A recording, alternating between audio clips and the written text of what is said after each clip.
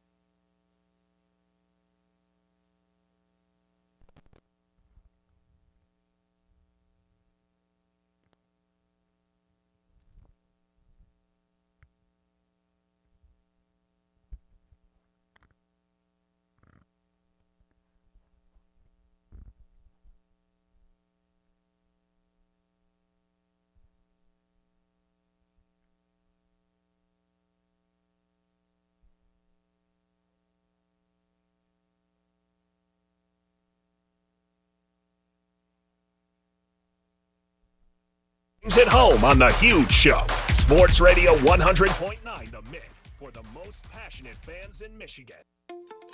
The love of the game draws us to sports as players, coaches, spectators, and officials. For officials, it's a way to stay in the game they once played, to feel the thrill of putting on the uniform, stepping out of the playing surface, hustling to make the call, and building the relationships which can only be built in sports. If you still have that love for the game, we always need new officials. Register now at MHSAA.com.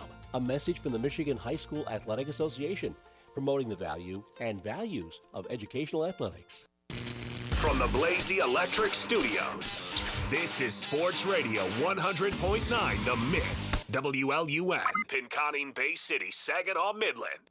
Michigan sports aren't just a game, they're a way of life. And now we've got a show dedicated to die-hard sports fans like you. Hosted by a guy who's borderline obsessed with the wins and losses of all your favorite teams. He's crazy. Every weekday morning from 9 to noon, Ben Bosscher brings you the talk that matters. The teams, the stories, and the players you care about most. This is the Ben Bosscher Show, built by Bresky Siding and Building Repair. Remember that.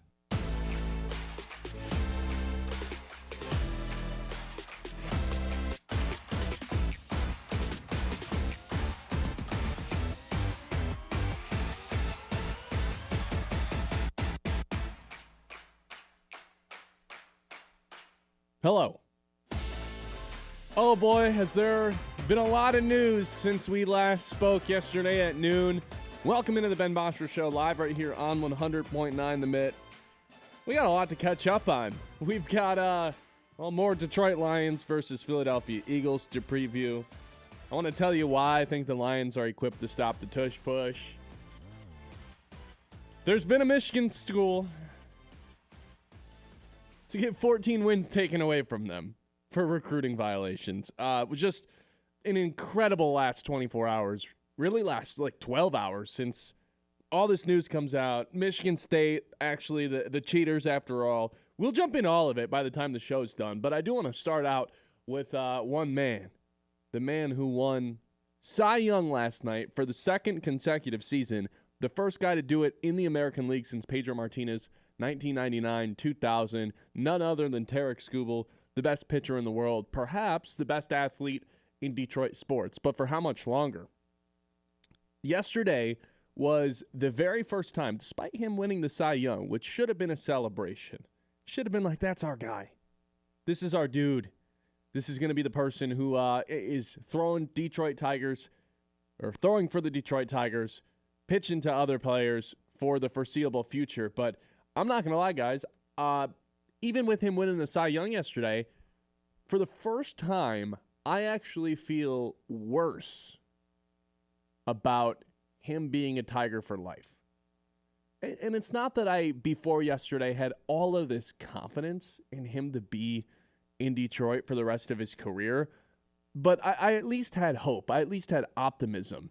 And yesterday, Evan Petzold has a couple different pieces on just some quotes from Tarek Skubal, some quotes from Scott Boras, his agent, and I don't know how you can feel better about him being a Tiger after this piece comes out.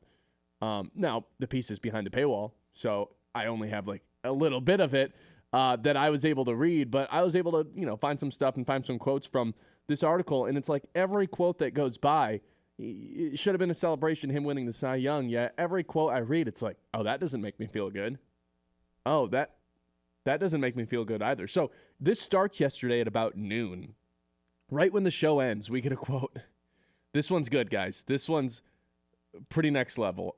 We get a quote from Scott Boras. Quote number 1. Scott Boras on Tarek Skubal, knowing that in a matter of hours he was going to be announced as the Heisman. Stick with me. I'm going to try not to have a stroke reading this. The fans in Detroit want the Tigers to build a Tarek Barrack. The Little Caesars are running around the town saying, "Sigh, sigh. It should be Scooby done, right? If not, I think the fans would certainly think a Detroit doink." Direct quote from Scott Boras on Tarek Skubal. What the hell is he talking about? It's like he's purposely trolling the Tigers fans. And I'll jump back to that one in a second, but let's go through some of these other quotes from Scott Boras and from Tarek Skubal. Again, this is from Evan Petzold from the Detroit Free Press. This one's on Tarek Skubal. Contract extension stuff is a little bit different, but trade stuff is out of my control. I've given everything to this organization. I want to be a Tiger for a very long time. I love Detroit. Hopefully, I'm here. That's where I'm with all of it. Or that's where I'm at with all of it. Man, that sounds encouraging on the surface. I want to be a Tiger for a very long time, but I love Detroit. Hopefully I'm here. I'd have a lot more confidence in Detroit Tigers re-signing Tarek Skubal if it was like, I want to be here, end of sentence. Or I want to be here, I want to make sure that happens. That's my priority. And obviously he's not going to say that because it's going to hurt his contract negotiations. But what do we know about Scott Harris? He's a terrible negotiator. That was reported at the deadline that every deal he tried to, every time he called another GM and tried to make a deal at the deadline, the GMs basically laughed at him because he wasn't willing to actually give up anything of value for these players. Hey, can I have Geno Suarez? Sure. Can I have your 9th overall prospect in AA right now, Max Anderson? Oh, absolutely not. What? That's ludicrous. Why would we give up that prospect? I don't know, because Geno Suarez has 36 home runs this season. No. Sorry, we're not going to do that. Hangs up phone. Like here, what we know about Scott Harris, it's been reported from multiple outlets, is he is a bad negotiator. There was even a piece that came out during the season that last summer, the Tigers offered Tarek Skubal a laughable $150 million contract, something that's not even a competitive offer. The Tigers were about $300 million off from what he is projected to make. Imagine your boss comes to you and he's like, hey, you are the best in the business at what you do. There's not a single person on the planet that is better at your job than you. I want to make you the 17th highest paid person at your job in the world. You'd be like, what are you talking about, man? You just told me I'm the best in the world. Why on earth would I take anything less than the most amount of money? Scott Harris is throwing out these laughable offers. And Scott Boras basically making a mockery of the Tigers organization by having that quote about the Tigers fans saying, sigh, sigh, Detroit doink, calling him Scooby, Little Caesar. Pizza. It feels like he is mocking the Tigers. Like they are so far away from where my client and I need to be that this has almost become laughable. And Tarek Skubal's quote basically saying, I want to be here. Hopefully I'm here, but the trade stuff, that's certainly out of my control. Makes me feel like they're not even close to signing a contract. Because if they gave Tarek Skubal the offer he wanted right now, would he sign? I don't know. Scott Boris's clients typically go all the way into free agency before they're willing to sign, just to make the organization sweat a little bit more. But, I mean, he's saying it right here. I want to be in Detroit, but the trade stuff, that's out of my control, which tells me the trade stuff is real. He wouldn't say the trade stuff is out of my control if the trade stuff wasn't a looming factor that is 1,000% on the table this offseason. Look, I'm not sitting here telling you I want to trade Tarek Skubal. I think that is a loser mentality from a loser-level organization. And if they trade Tarek Skubal, I don't care what they get back in return. What's the point? You have the best pitcher in the world. What is the point of playing baseball and trying to go win a World Series and going up against the Dodgers or the Red Sox or whoever it ends up being? What's the point if you're not willing to keep the best players in the world on your team? It makes no sense to get rid of a guy like that. And I voiced this before. If the Tigers are willing to part ways with Tarek Skubal, I'm just going to be honest. I really don't know if I can live or die by the wins and losses and be a diehard fan of this team anymore. Because they're blatantly telling you in your face, we don't really care about keeping the best pitcher in the world. We'd rather save money, go elsewhere, and try to do this thing the cheaper way. They're telling you winning's not the priority. So why on earth should I care about this team the way that I have my entire life if they're willing to look at you in the eyes and tell you, we'll trade Tarek Skubal? Because odds are those prospects that they get back, are they going to pan out? Who knows? Jake Rogers was the best guy they got back for Justin Verlander, so history says no. And there's plenty of other examples of it actually working out. Chris Sale getting moved. Sure, there's examples of it working out for the team that ends up moving on from the pitcher. But you know what else you could do? Re-sign Tarek Skubal and also start spending money in free agency to bring in guys like Bregman or Bellinger. It doesn't have to be an either-or option. You have one of the 10 richest owners in sports. This is the part I'll never understand, and I will never sit by and say, you know what, they got to do it their way. They got to be able to save money. Look, I don't expect them to be the Dodgers. Can you be in that next group? You own Little Caesars Arena.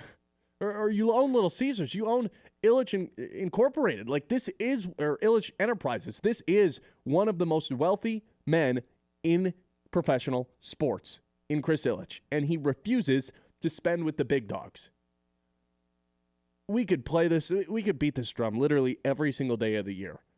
But with some of these quotes that came out yesterday, it just caught me off guard because for the first time I read some of these quotes and I was like, oh my God. It feels more likely than not than he is going to get moved at some point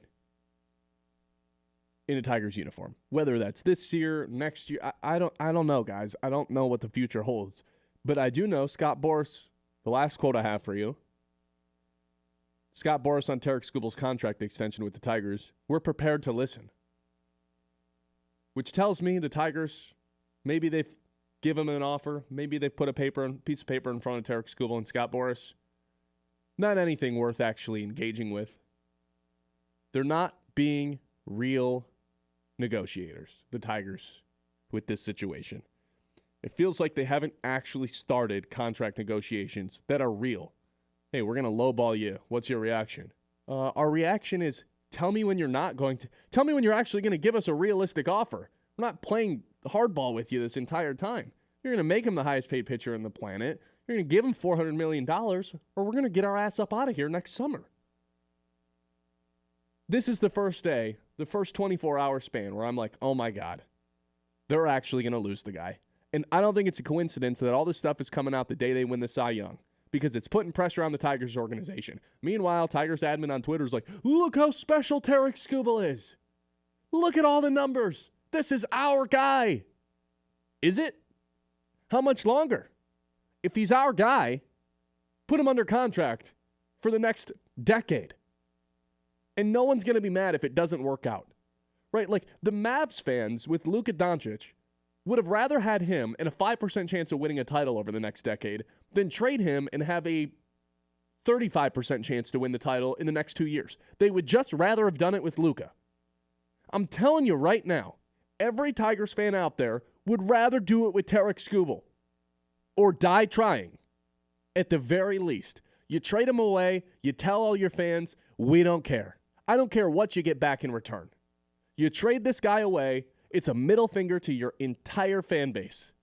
Has your opinion changed on whether or not you think Tarek Skubal is staying with the Tigers? Because sadly, I think mine is starting to. It officially has. I've always been somewhat optimistic. Somewhat sitting there like, you know what? They're going to figure this thing out. He's so good. Like, he's this back-to-back Cy Young. They're going to figure it out. And then all this stuff happens yesterday. All these quotes come out, and I'm just like, oh, my God. They are nowhere near close to a negotiation. And if they can't even get on the same page, let alone on the same line of the page to sign that dotted line, then I don't know how I'm supposed to sit here and tell you that Tarek Skubal is going to be a Tiger for life. When Tarek Skubal is actually telling reporters, yeah, the trade stuff's out of my control.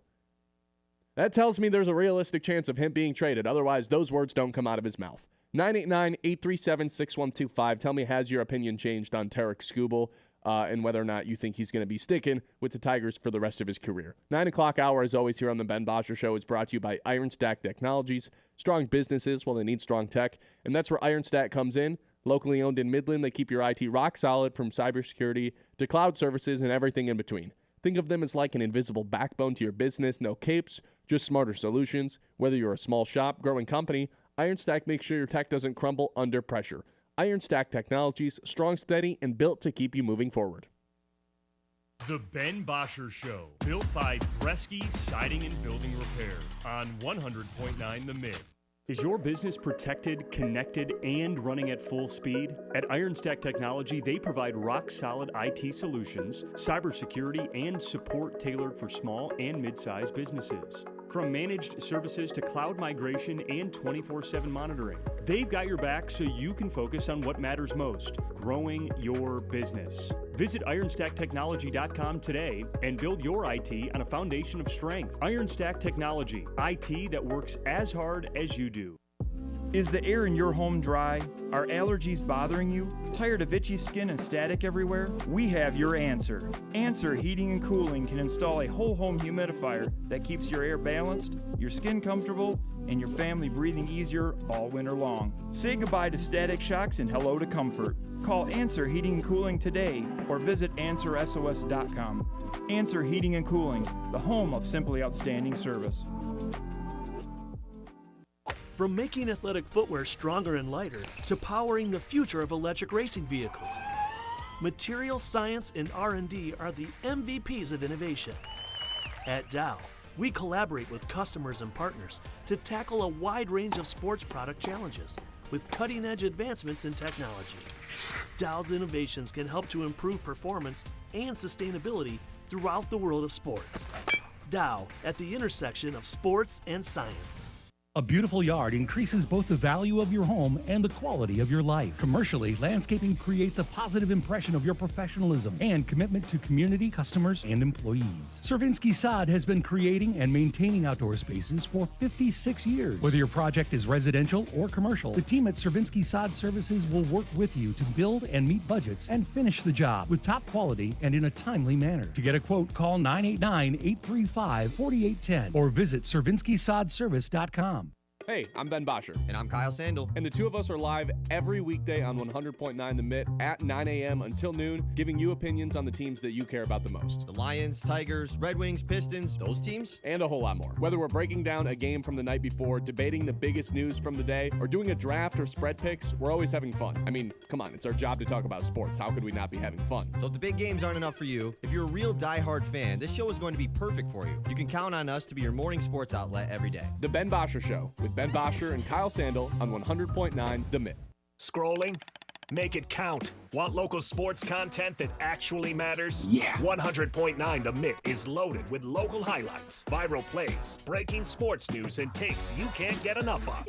It's hot! Follow us on Facebook, Instagram, TikTok, and YouTube today, and you'll never be out of the loop on the Lions, Tigers, Pistons, Red Wings, Michigan State, and even the biggest stories in high school sports in the Great Lakes Bay region. 100.9 The Mitt, Mid-Michigan's sports leader. The Ben Bosscher Show, built by Bresky Siding and Building Repair on 100.9 The Mid.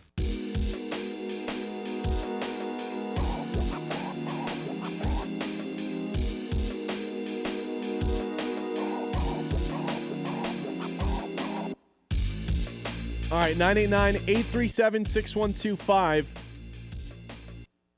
Are you less or more confident that Tarik Skubal is going to be a Tiger for the rest of his career after he wins the Cy Young yesterday and we get a bunch of quotes from Jeff Greenberg, Scott Harris? No, actually, we didn't get any from Scott Harris, but Tarik Skubal, Scott Boras, and Jeff Greenberg. John Vicari filling in for Kyle Sandel today. I told you before the show started. You said, what do you mean? You looked at the rundown. You said, opinion has changed on Tarik Skubal. What do you mean? I said, I don't think he's going to be a Tiger anymore based on some of these quotes. You, I think, have always been in the boat that this guy's not going to be he's going to be a Dodger in a couple of years. He's going to be a Yankee in a couple of years. Do you feel more or less or all the same about it after the quotes we got yesterday and him winning a Cy Young? All the same. Based on the last time I was on this show, when it was me and Kyle a couple weeks ago, we talked about this because that's when I guess the speculation of trade kind of was founded with some Boras quotes at that time. You have to take a look at who you're negotiating with if you're the Tigers, and it's Scott Boras. Not the last free agent, but the most significant free agent that was signed last year was Juan Soto. 15 years, $765 million. You talked about negotiations. During that deliberation, Boras was negotiating with Steve Cohen, who is a billionaire. Wall Street, hedge fund, criminal record, everything. He's been through it all in terms of if you're talking sheerly negotiations.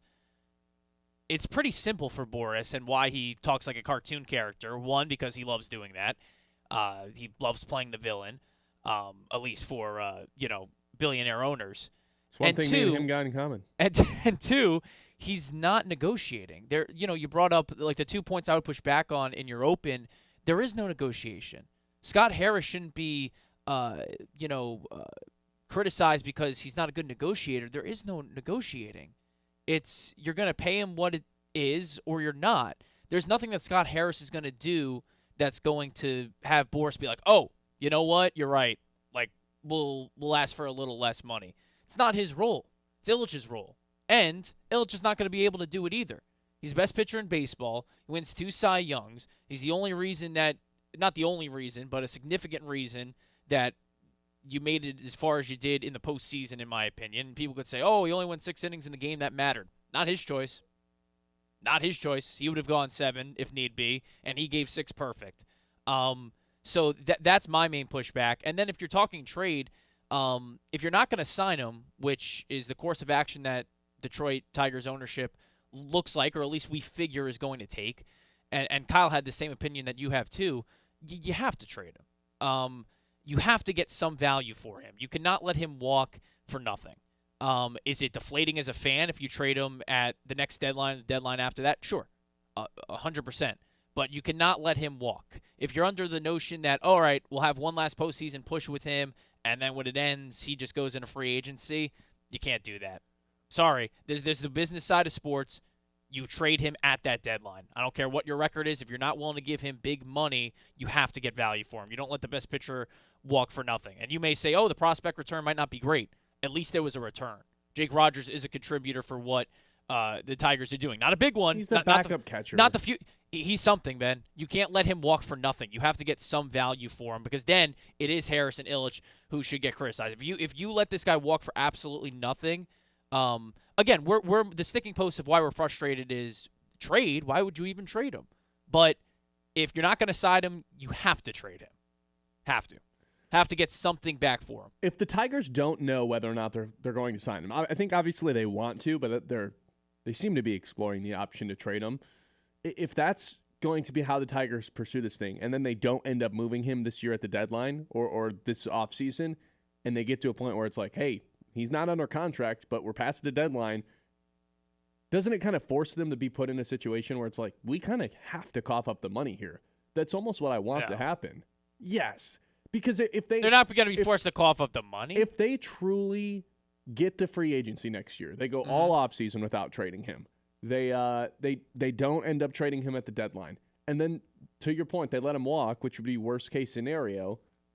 You lose every single Tigers fan that possibly exists.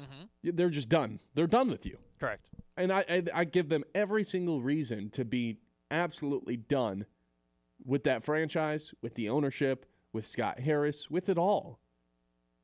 If you end up not trading him, that would tell me he has to be signed. You have to pay him. And if you're not going to, again, I just don't understand what the point of owning a baseball team is. If you're like, nah, we're trying to generate money rather than win a World Series. That's what it is. Then find something else to own. Go start a business. Go start a business, because that's not what there's millions and millions of people that are fans of this team that would much rather have someone else in charge. And his point would be, okay, look at what we spent this year. Look at what we spent last year, and we made postseason runs. Look at what the New York Yankees spent. They haven't won a World Championship in 16 years. But they've been to one. Great. It's more than anything the Tigers have done in 20 years. They haven't been to a World Series in 20 years? 15 years. They've been to a World Series in 15 years. They lost the World Series. The Yankees and the Tigers in the last 15 years have similar resumes, man. And one spends the most been in money. The playoffs every year, and one's been there twice. Sure, in the last 10 years. But if you're talking about the World Series being that's your defining point, that the World Series is the be-all end-all to make it. And you know what increases increases your odds to win a World Series? Having a guy like Tarek Skubal. Of course. We saw that with Yamamoto in the World Series. Like, you have one of these special players, and it can win you 3 different games in a World Series. Like, you have to have someone like that. Yeah. And forgive me, I just don't think Jackson Jobe. You can't rely on Jackson Jobe to become that guy. Casey Mize, Reese Olson, they're nice pitchers. They're not that guy either. You got to have a special person. That's where the money's allocated, though. Skubal became that. Skubal, like, hopefully Jobe becomes the next Skubal. That's the Tigers' front office decisions. And when we talk about what Scott Harris, you can't actually bank on that, though. They banked on Skubal being that guy. No, when Verlander and Scherzer were gone, who was it? They looked into that. They did something. They player developed him, Ben. It's not like they got him from another org who developed him and then, all right, now he's our stud. They developed Tarek Skubal. That's what happened. Sure, like, but and I they're don't think banking when they traded away Justin Verlander, it was like, you know what? We're going to draft a guy a few years from now, and we're going to turn him into the next Justin Verlander. Like, that's the hope. That's the vision of that's their front office minor league approach and their player development approach, that we're going to create the next this. And then that gets real dicey. And then what happens? It does, and it's why the AL Central is so much fun, because every organization has that belief. If you're the Guardians, okay, let's develop this great pitcher, and then trade him for something, because we know we're never going to sign him. That's how they operate. Or, crazy thought, now that you've developed him, you just keep him. No. And then you develop another one of them and have 2 of those guys. Expunge as many prospects from the Yankees as you can. That's the difficult thing about last night. You know, if you're looking at like a Cy Young national perspective, the fact that the 2 guys who won Cy Youngs, if you ask a casual baseball fan and you said, hey, in 2 to 3 years, one's a Yankee, one's a Dodger, they wouldn't be surprised, right? In terms of Skeens and Skubal. Yeah, it's sad. That's where we are. And again, the answer is, Ben, there's only one answer here. It's not Boris being a little nicer in his negotiations. It's not Harris being a better negotiator. It's raise Little Caesars pizzas to $10. It's the billionaire spending money. That's what it comes down to. And again, I always preface this point. Winning to an extent. That's what he's doing. You can't knock Illich for saying, oh, he doesn't like, you know, you could throw out the phrase and that's fine. I won't. Oh, he's trying not to win.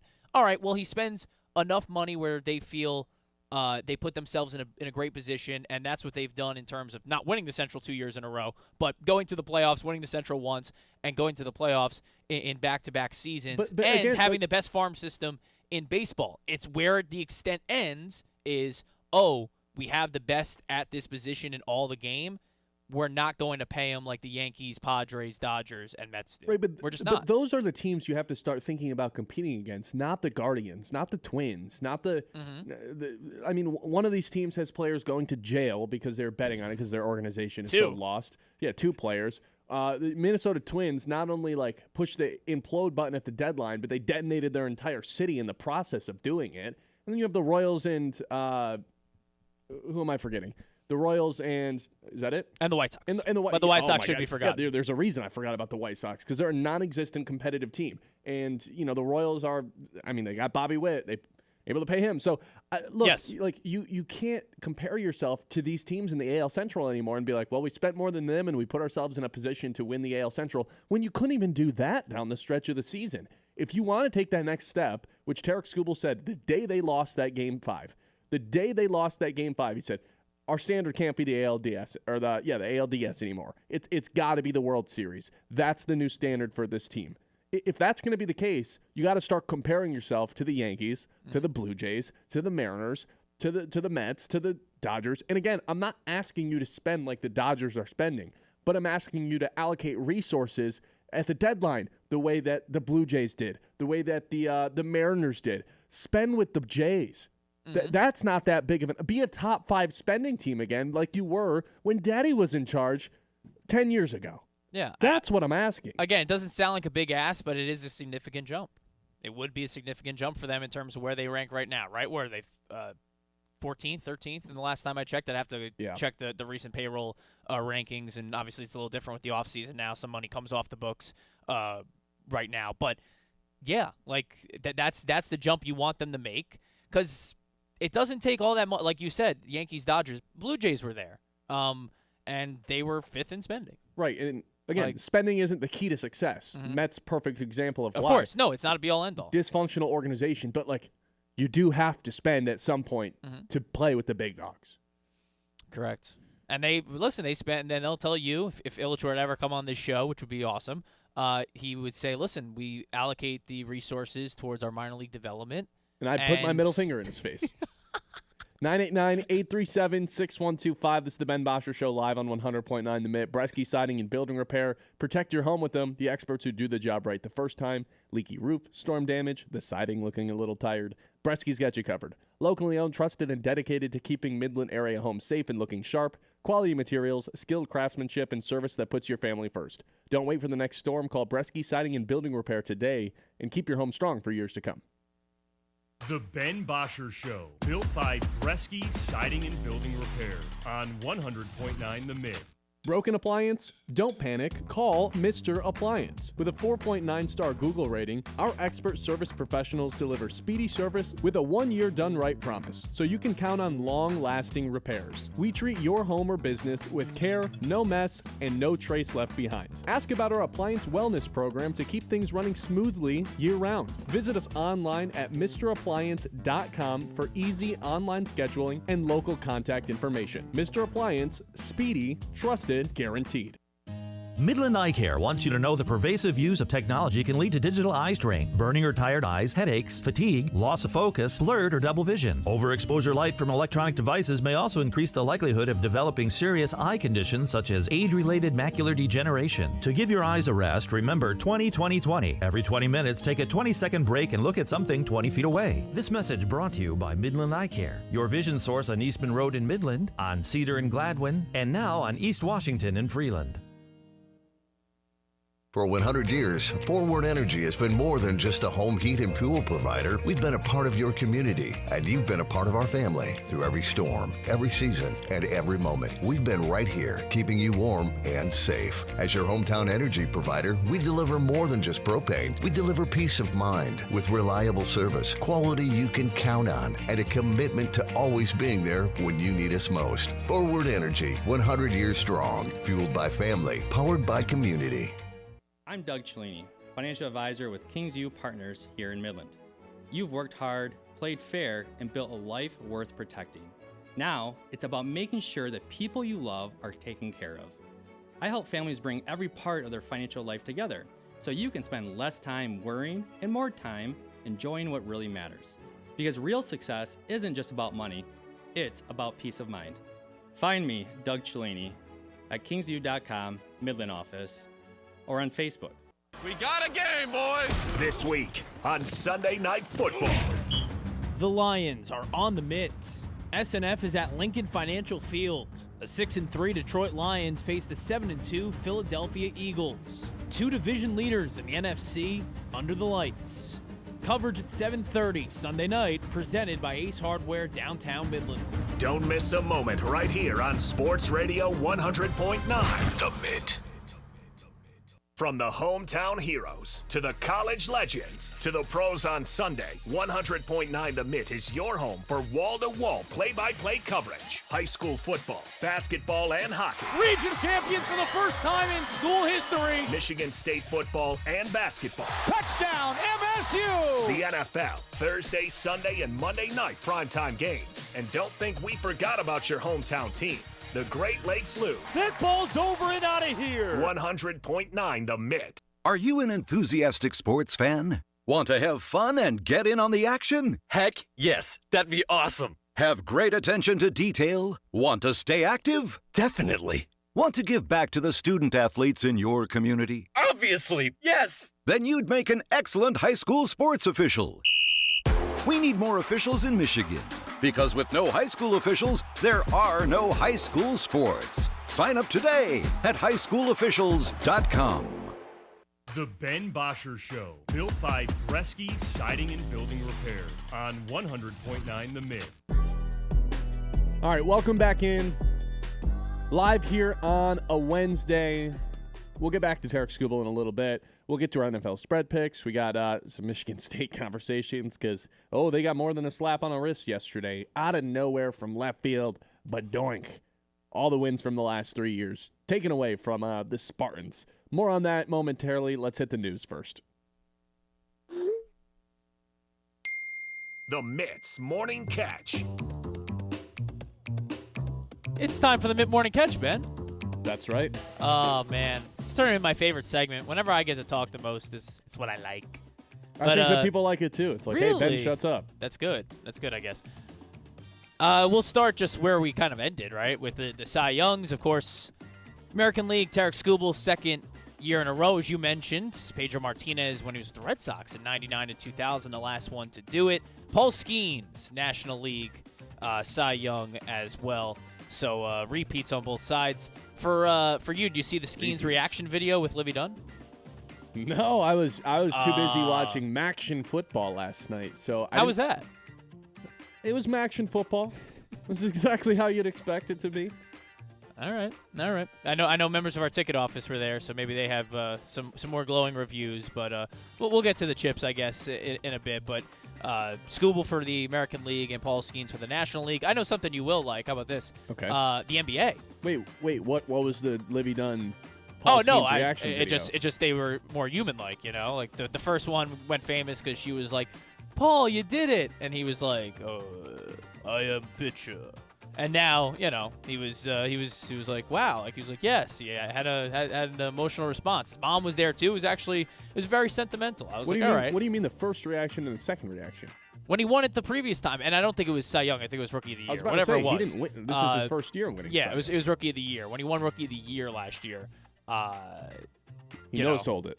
No-sold it. Like, didn't care. Cy Young, I get it. Cy Young's a bigger deal. He's been there, done that, He's won all the awards. This doesn't faze him anymore. He wants to win a World Series. Then we'll see him celebrate. And guess what? That ain't happening in Pittsburgh. Where's it going to happen? New York? Detroit? Not Pittsburgh. L.A.? Anywhere but Pittsburgh. So there you go in terms of Cy Youngs. We'll bring up those good old Pistons, Ben. I don't know how much of the game you watched last night because it was Maction. I found myself watching a considerable amount. My guy, Danish Jenkins, a career high in assists with 12, 18 points, bearing the lead. Pistons won 124-113. Besides getting a one-possession game in the fourth quarter, back-to-back good possessions of Paul Reed, three-point play. He had 28 points and 13 rebounds. He was spectacular. And then, he comes in and just creates chaos every single time as the third center. No Stu, no Duran, no Cade Cunningham, no Asar Thompson, no Tobias Harris, no Jaden Ivey. Best six guys on the team didn't play. And the Pistons win their 8th straight game. Yeah. It makes no sense. It makes no sense. And my biggest takeaway from having a win like that when your six best guys are out is that this is no longer like an organization you can look down upon. Because the only organizations that win those type of games are the ones that install belief, that are healthy, that are a top-notch guys that believe in each other and have a culture. And the Pistons have actually established that now that they got rid of Monty Williams and Troy Weaver and everyone else that used to be in charge. And the atmosphere that's been created there, to where there's just this belief in the sense of, like, it doesn't matter who's on the floor. We have a job to do. It's similar to the Lions, next man up mentality. And we're going to go out there and play Detroit Pistons basketball and play as hard as we can. Play defense. Do the gritty stuff. No excuses. This is such a flip of the switch from what it's been over the last decade. I love it. There you go. And by the way, I guess Marcus Sasser catching that stray as not being the 7th best Piston who was also out. Sure, Marcus Sasser also out. Karis LeVert also out. No, LeVert played. Oh, LeVert did play. Okay. Yeah. See, I was in the press box up at CMU following along. I didn't actually get to watch the game. I was very sad, but when I saw them win, it was the first time I missed the Pistons game this year. Wow. When I saw them win, I couldn't believe it. Yeah, those jerseys looked good. And in terms of, legally streaming it, because, of course, I got Chicago's broadcast, so that was good for me and kept me around for a little bit. Adam Amin doing a good job there. Adam Amin does. Yeah, voice of the Chicago Bulls. Oh. Voice of, what does he do when the Bulls play on Sundays and he's got to be across the pond? Like anything, Next guy up. Next broadcaster up. Wow. Because I think they actually do have Lisa Byington do games from time to time. So, yep. All right, let's some NFL news. It was so funny yesterday, too, listening to Colin and J-Mac kind of react to this in real time. Because A.J. Brown went on, of course, big reputable source. When you think NFL media, you think Janky Rondo and playing Madden on Twitch. That's where A.J. Brown was yesterday afternoon. And, Janky Rondo was like, hey, how's life? He said, where have you been? Family's good, everything else? No, it's a bleep show. And then had to talk to the media after on that Wednesday afternoon about those comments, and he was like, "Yeah, like I'm not gonna lie. They keep winning, but we keep putting on band-aiding. The defense is band-aiding this offense, and of course AJ Brown just not a happy customer. What else is new in Philadelphia? What would make him happy? They lose every game, but he gets 100 yards. Correct. He wants the ball, dude. He's a receiver. He wants the ball. You know who's I've never heard complain about this, not once. Who's had similar issues this season? J-Mo. Yeah. Not once. Never heard it. The game he had no catches, didn't he? Nope. He posted on social media, said that was unrelated. Never heard a peep from him after that. Yeah. Said he was happy to block. It was the social media. He just does it a little more quieter, which you like, He went on social media, post. They all do this, dude. Brown's just the worst case of it. It's toxic. Like, he is the definition of why the Eagles have a toxic locker room and can never be on the same page. It's because of guys like him. Mm-hmm. Keep that guy far away. It's tough. It doesn't sound like DJ Reed's going to play this week, but his practice window opened up, so possibility. I would guess no, but lockdown. Bottle that guy up. Get in his own head. And Terrion's probably not playing either, so it looks like we got the Legion of Whom again. I hope they bottle up A.J. Brown. Nobody let him catch the ball. Oh, he doesn't get targeted all that often too, so it should be easier than you think. Devontae Smith, I would worry a little more about. In terms of NBA news, because of course Knicks, everything's going good, and then your best player has to get hurt. Down 16, under 2 minutes to go. Let me say that again. Under 2 minutes to go, down 16 to the Orlando Magic. Jalen Brunson attacks the basket. Awkward fall, hurts his ankle, turned ankle, according to Coach Mike Brown. Status right now is unknown for my guy Jalen Brunson, and the Knicks' home winning streak is snapped. How'd you lose to an Orlando team where Paolo only put up 4 points? Yeah, I don't know. I was watching the Pistons, dude. I had the Pistons and the Rangers. Those are my two screens last night. I have to, you know what my problem has been? You're multiple screen. I had to get a Mac charger. I lost my Mac charger, so I don't have one of my computers at the ready. You don't. Your Dell computer for your work computer works on your Mac computer. No. Oh my God! It's a Does USB, it actually? It's a USB-C. It's a universal charger. Really? All right. Easy. I didn't know. All right. Easy. I swear, sometimes I think you were born in 1947. Would it work though? I'm gonna have to look. Yes. That'd be sweet, dude. That'd save me some money because I was thinking about going to Best Buy or something. It's all USB-C, my friends. It all works the same. All right. When it doesn't, I'm gonna call you and I'm gonna be very mad. Final thing, I don't really have a reason to bring this up except for the fact that I cut the audio and I think it's funny. My guy, Jameis Winston, he's going to be quarterback of the Giants this week with Dart and concussion protocol. He addressed the media, kind of like a State of the Union, so let's hear what he had to say to the media yesterday. I want fans to know that I'm going to do my best. Obviously, I'm going to have fun, but I'm going to execute, have a surgical execution. And just play ball, man. Like, this is something I've been doing since I've been 4 years old. Now I just get to do it in the greatest city in the world. I'm gonna be saying it with my son. It's the greatest city in the world. Yeah, that's a Hamilton reference if y'all don't know. Yeah, 10-year reunion. Ben, I don't think you knew. No, I did not. The greatest city in the world. He is New York.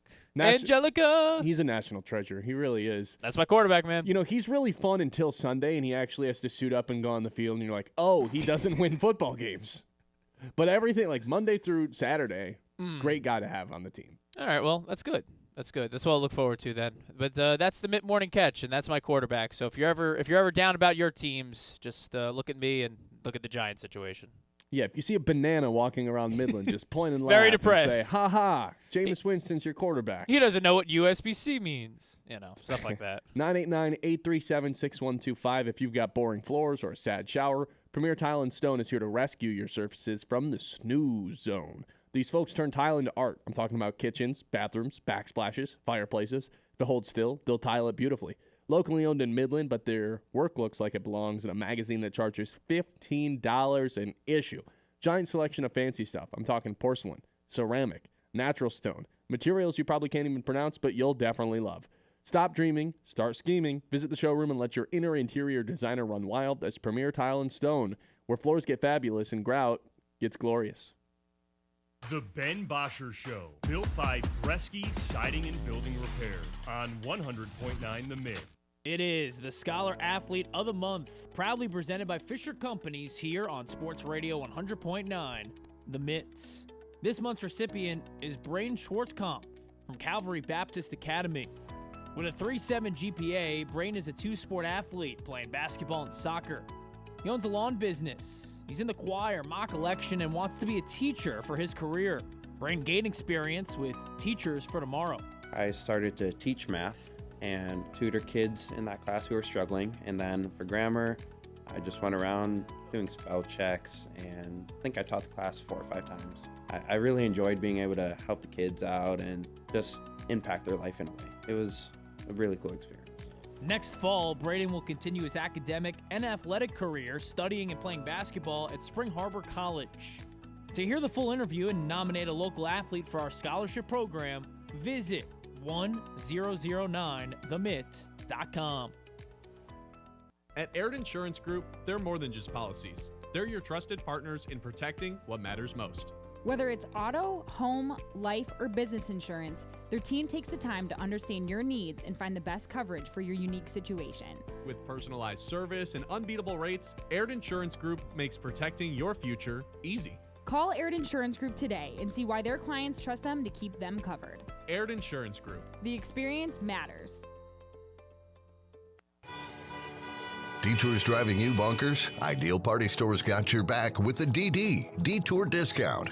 While the Lafayette Bridge is closed, enjoy 10% off select craft beer 6-packs and 10% off 4 bottles of select wine, 750 milliliters or more, with 2 great locations, 908 North Johnson on the east side and 401 Salzburg on the west side. Ideal Party Store makes every detour worth it.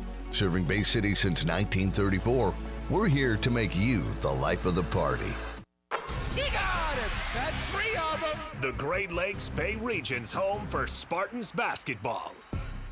Tonight, 2-0, MSU is back at the Breslin. They welcome San Jose State from the Mountain West. Both teams are the Spartans, so good luck to our guy Will Tiemann on the call. Coverage tonight at 6:30, presented by Weiss Equipment. Every MSU game all season long. It's so fun to hear people chanting. Right here on Sports Radio 100.9. The Mitt. The Mitt. I'm Ben Bosscher, and here's what I think. I think we're nearing the end of the Jonathan Smith era at Michigan State. I think Scott Harris trading for a half dozen pitchers at the trade deadline is officially a failure considering how the season ended. I think the Detroit Lions are going to give the Packers an astronomical revenge whooping on Thanksgiving later this year. And I think you should listen to the Ben Bosscher Show, weekdays from 9 to noon, presented by Bresky Siding and Building Repair, if you agree or disagree with anything I just said. Local sports don't stop when the game ends, and neither do we. 100.9 The Mitt is your digital home for the latest news across the state of Michigan. From high school to college and the pros, it's all on our socials. Follow us on Facebook, Instagram, TikTok, and YouTube. Just search 100.9 The Mitt and join the squad. Stay locked in on the latest stats and stories with exclusive video takes from local talent. Sports Radio 100.9 The Mitt. All right, folks, let's get started. Parents, thanks for coming. As many of you know, I'm Coach Mather. Tonight I want to talk about the season, of which I only have one expectation: that everybody gets stronger. When I say get stronger, I'm not referring solely to physical strength. Sure, we'll be in the weight room, we'll be running stairs, but we're also going to focus on developing mental toughness and grit, because those are the characteristics that allow us to achieve greatness both on and off the court. So, how do we develop those things? By getting comfortable with a challenge, by cultivating the confidence necessary to overcome adversity in all forms. That's why I coach. That's my purpose.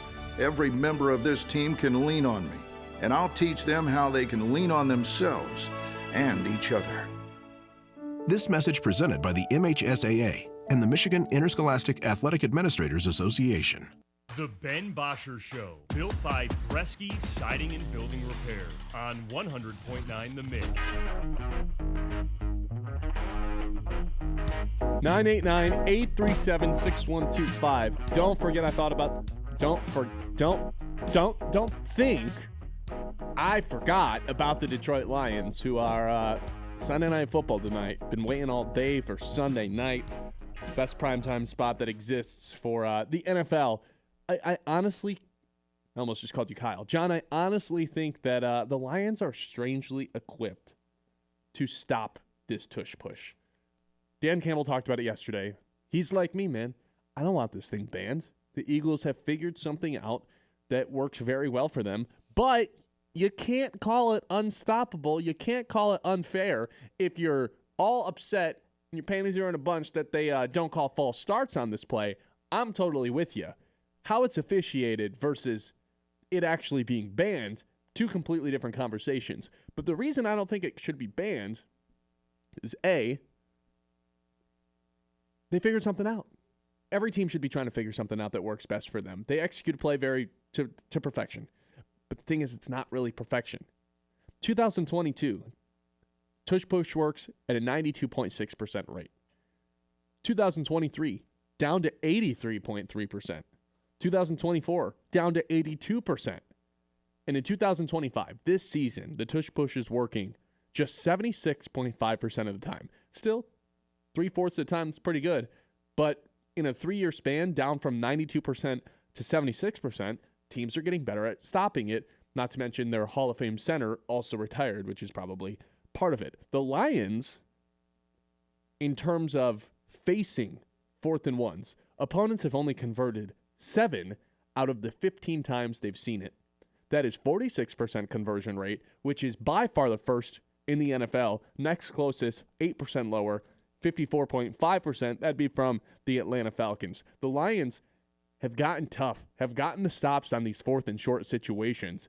I'm not saying they're going to stop the Eagles every time, but I do think, as I've been saying since the beginning of the season, you look at this personnel, DJ Reed, Roy Lopez, Aleem McNeil back in the mix, and you look at these linebackers too, with Malcolm Rodriguez coming back this week, Jack Campbell, Alex Anzalone, Derek Barnes, just a bunch of big bodies with Aiden Hutchinson in there too. This Lions team is strangely equipped to stop the tush push. And Dan Campbell made a good point yesterday. If they run it 4 times and we get 1 stop, that 1 stop might change the game. I'm all in on the Lions having some success against this tush push on Sunday. The percentage rate you brought up, what does that mean working-wise? It didn't pick up any yardage, or it didn't pick up the first down that was needed?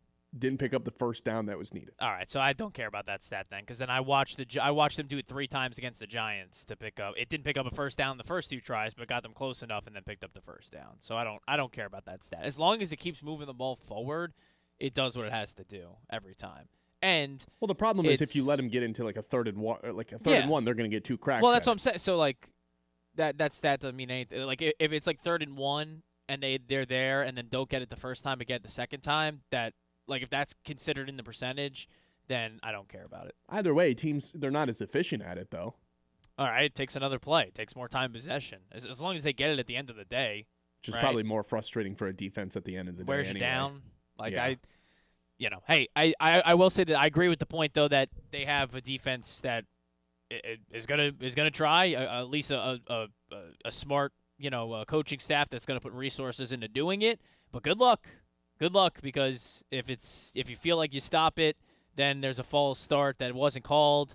or something like that. Or if you do stop it, there's a bevy of plays that they might run, especially against the Lions, because the Lions love putting trick plays on people. The amount of options that they have out of the tush push. Now, I don't think they want to put take every trick up their sleeve out because they want to save those for the postseason. But if the Lions can put a little to that, little pushback, then look out. Look out, Jalen Hurts, rolling it to Saquon or something like that. Well, that was their first attempt on it Monday night against the Packers. Jalen Hurts went 3 yards to the left and just scooted his way for 4 yards, rather than just trying to follow the center. It was like, hey, thank you for blocking Cam Jurgens. You're actually just going to end up at the bottom of the pile for no reason, really. So thanks for that. See, I don't know if that was by design or if he just skirted away, but I expect to see some variations of that tush push. I also expect to see false starts, which sucks. If you're a Lions fan, you're going into this one, be prepared for those false starts to happen, because it's every single game that. In Monday there was one where they show the replay from, I don't know if it's just a camera or if there's a camera actually on the chains, but they show it right on the line of scrimmage. Everybody. It was one of the worst ones of the season. Everybody's offsides. Everybody false starts. It's like the center's the last one to move, but there's no way that the officials can see it somehow. Just be prepared for that to happen. Unfortunately, that's the point we've gotten to with this tush push. Again, I don't want it to be banned, but the officiating, it just needs to be better on it. It just needs to be. Mm-hmm. And how does that happen, though? It's a great question. They can't see it. I'm all for blaming refs with just out of spite, but they're trying. They just don't know how to do it. Maybe this is where the sky ump comes in. Yeah. Mm-hmm. Did you hear about this? I'm guessing a utilization of the sky cam with the referee. There's a referee in the booth in the press box, or I guess maybe they could be in New York. Maybe it doesn't matter where they are. Ideally, I want them on site, but yeah. Sure, they can be on site, but they're essentially using the sky cam and the over-the-top view to officiate the game, and it's just another set of eyes on things. Can pick up false starts a little bit better. Okay. Maybe that's where this comes in, and that's the first. Yeah. And then what? Signal down to the official on the field that can throw a flag? Yes.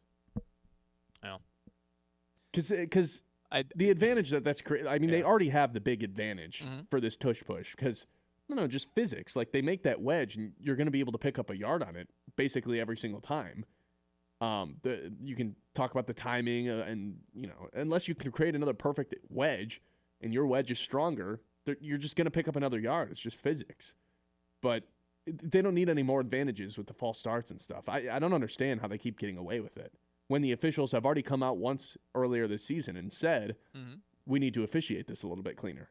Yeah. How do you say that and then let it keep sliding the way that it does? I don't know. Am I a bad guy if I say those false starts happen? I don't feel bad for the Lions because they voted to keep it going, or what? I don't think you're a bad guy, but look. Because I think that's going to be a little conversation on Monday. It was basically split down the middle. And it's not like Dan Campbell was the only coach in the NFL that didn't want to ban it, but he was one of the ones that vocally spoke out about it. Correct. I don't want this play to be banned. They figured something out. I'm a purist. I don't want them to keep changing the game of football. You really think Dan Campbell's a fan of how protected the quarterback is? And I'm all for protecting the quarterback, but I think every fan that sits down on their couch and watches football for 12 hours every Sunday can agree that it's gone one step too far. If we start banning the tush push, what's next? We're gonna the Lions have a more successful rate on 4th and 1s this season than the Eagles do. What are we going to ban the Lions from going for it on 4th 1 because they're really good at it? Sure, no, yeah. It doesn't make any sense to ban the play, in my opinion. And maybe there's the argument of it's boring to watch. I don't think that's the case. I think it's fascinating every time they line up for it. It's just a matter of how long are they going to be able to do this. Jalen Hurts, what happens the first time he gets hurt doing it? And that's everyone always talks about we're going to wait until someone gets hurt. Has anyone actually gotten hurt on the tush push? Not to my knowledge. I don't think anyone has. It feels like one of the safer plays, ironically. It can't feel good for the O-line. I'm sure it doesn't feel good. But no one's colliding into each other the way that Hutchinson broke his leg on a you know what I mean? A leg whipping around and hitting another guy. Sure. That's just not going to happen on these type of plays. A lot of bruises, a lot of pain, but I don't think it's going to I just don't think it's a play that causes these long-term injuries like everyone's making. I just don't understand that bullet point for why it should be banned. All right.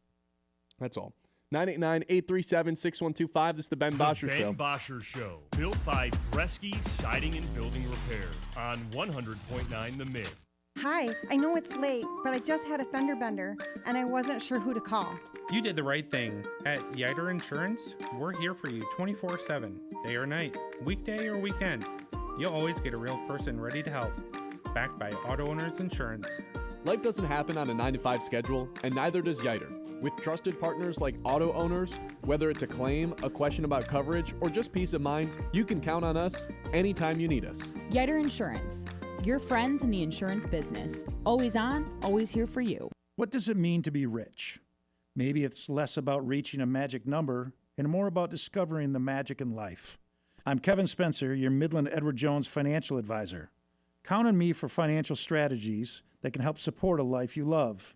Because the key to being rich is knowing what counts. Contact me today at 989-832-8428 and let's find your rich. Or visit edwardjones.com. Edward Jones, member SIPC. Hey, I'm Ben Bosscher. And I'm Kyle Sandel. And the two of us are live every weekday on 100.9 The Mitt at 9 a.m. until noon, giving you opinions on the teams that you care about the most. The Lions, Tigers, Red Wings, Pistons, those teams. And a whole lot more. Whether we're breaking down a game from the night before, debating the biggest news from the day, or doing a draft or spread picks, we're always having fun. I mean, come on, it's our job to talk about sports. How could we not be having fun? So if the big games aren't enough for you, if you're a real diehard fan, this show is going to be perfect for you. You can count on us to be your morning sports outlet every day. The Ben Bosscher Show with Ben Bosscher and Kyle Sandel on 100.9 The Mitt. I'm Ben Bosscher, and here's what I think. I think we're nearing the end of the Jonathan Smith era at Michigan State. I think Scott Harris trading for a half dozen pitchers at the trade deadline is officially a failure considering how the season ended. I think the Detroit Lions are going to give the Packers an astronomical revenge whooping on Thanksgiving later this year. And I think you should listen to The Ben Bosscher Show, weekdays from 9 to noon, presented by Bresky Siding and Building Repair, if you agree or disagree with anything I just said. Let's pick out a good wine. Let's discover a new taste from a new place. Let's meet the people who handpick the grapes in places dedicated to the craft, in a land that only knows one way to grow things, rich and full. Welcome to Michigan, where the 4 seasons and 4 Great Lakes smile on the winemaker, where the quality of the wine is exceeded only by the warmth of the greeting waiting for us.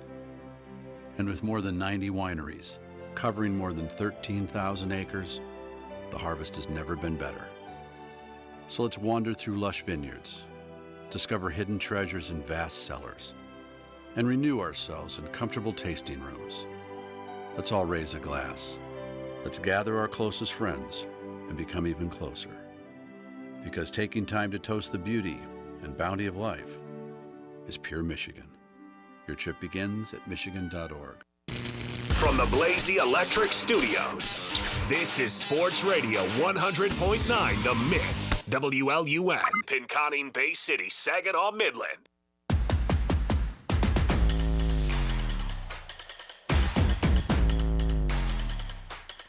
Nine 837-6125. Welcome back in to the show. 10 o'clock hour, as always, is brought to you by our friends over at Corning. All right, let's hit the Mitt messages here. Actually, let's put a timeout on that. We'll get back to that in a little bit. You guys can use the Mitt messages at any point, though. We'll get to some of those eventually. But let's jump into this Michigan State story because I don't know, like 2 o'clock rolls around yesterday, a couple hours after the show ends, and I'm just scrolling through Twitter, and I see this notification, and I'm like, this can't be real. There's no way. And it takes me about like 4 minutes to find like some other sources on it. Sure enough, Michigan State has vacated 14 wins from 2022 to 24 due to participation from 3 ineligible players in recruiting violations from the Mel Tucker era, which means last year's wins for Jonathan Smith do not count. Jonathan Smith, to this day, has 0 Big Ten wins to his resume. The 3 wins from this season were all non-conference, which means Michigan State over the last 4 seasons is 3-28. First of all, before I get into the implications of what this is, I think I don't think we can all agree, because I'm sure there's some Michigan State fans that are down in the dumps. But the irony of all of this is just, it's like an art. You go back and you look at that Michigan State Week 1 game, 2023, Central Michigan in town. You got Connor Stallions on the sideline. You got 3 players playing for the Spartans that were ineligible to be playing. The irony, the layers of cheating in that game from the 3 schools in Michigan of CMU, U of M, and Michigan State. Oh, it's just comedy gold. Like, you couldn't write it up any better than this. And then for Michigan State to get a much more significant punishment, I'm almost at a loss for words, except I'm not. Because now we're at the point where I feel as if Michigan State, there's a good argument, is in the worst Power 5 situation that exists in college football today. They already hated their coach. They don't have enough money to fire him right now because of all the money they still owe him on the contract. 30 M's. They could pay him $500,000 every single month, and it still wouldn't cover it, even if you paid him through January of 2031. Even though you have this Tom Izzo football building that costs you $78 million, it's going to waste right now because Michigan State is in such a terrible situation. Now they $30,000 fine because of this stuff that went down when Mel Tucker was around of the illegal recruiting. They're spending money on this kids, on a few different kids. Airway travels, they're spending money on their lodging. So in punishment, $30,000 fine, 1.5% of the football budget is being taken away. That was $58 million this season. The recruiting restrictions, I think, are the toughest part, though. Not only has Michigan State been down in the dumps in terms of, hey, you can't put together wins. You're not out recruiting anyone in this state, let alone the Midwest, because everyone would rather go to Michigan or Ohio State. You're like the 7th option now, at best.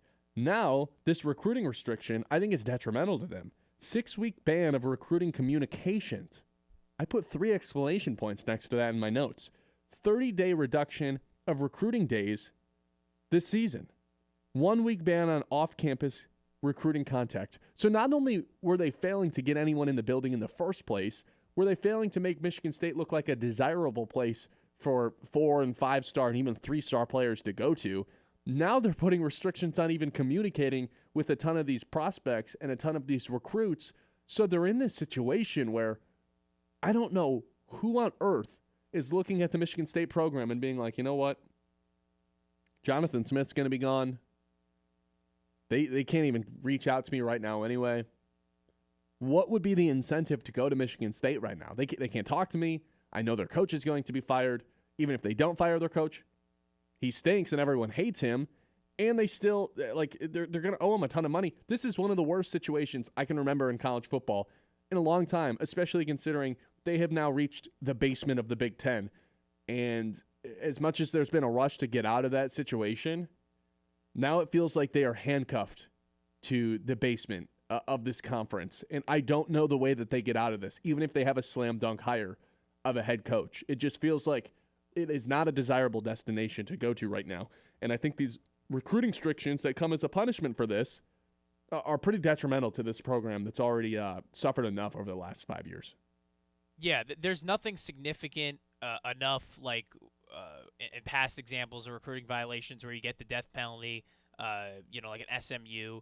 But in the landscape of college football now, with the transfer portal and just what was restricted, they're going to be what feels like death for 5 to maybe 10 years, just based on already where the program is and then what's going to be restricted going forward already. 'Cause it's one thing, too, if this happens under the coach you don't like and you're getting rid of him. You already did that. There's a new coach you don't like that you're going to try and get rid of. So you have to compound that with 2.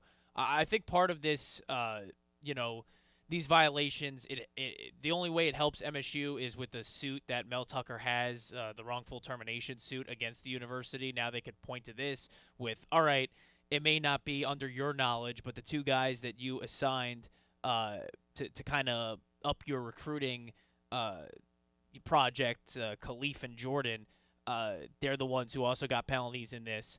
That's what they could point to and win that wrongful termination suit.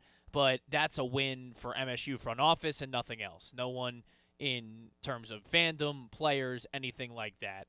So, yeah, we put on the graphic disaster. That's what it feels like. And you brought up at the top, too, the irony with Michigan. Yeah, if you're going to, like, if an MSU's fans' reaction, if you're going to, go after them for cheating, it's tough. You have to kind of swallow your pride right now. But your main thought should be, man, at least when they cheated, they won. We can't even cheat and win?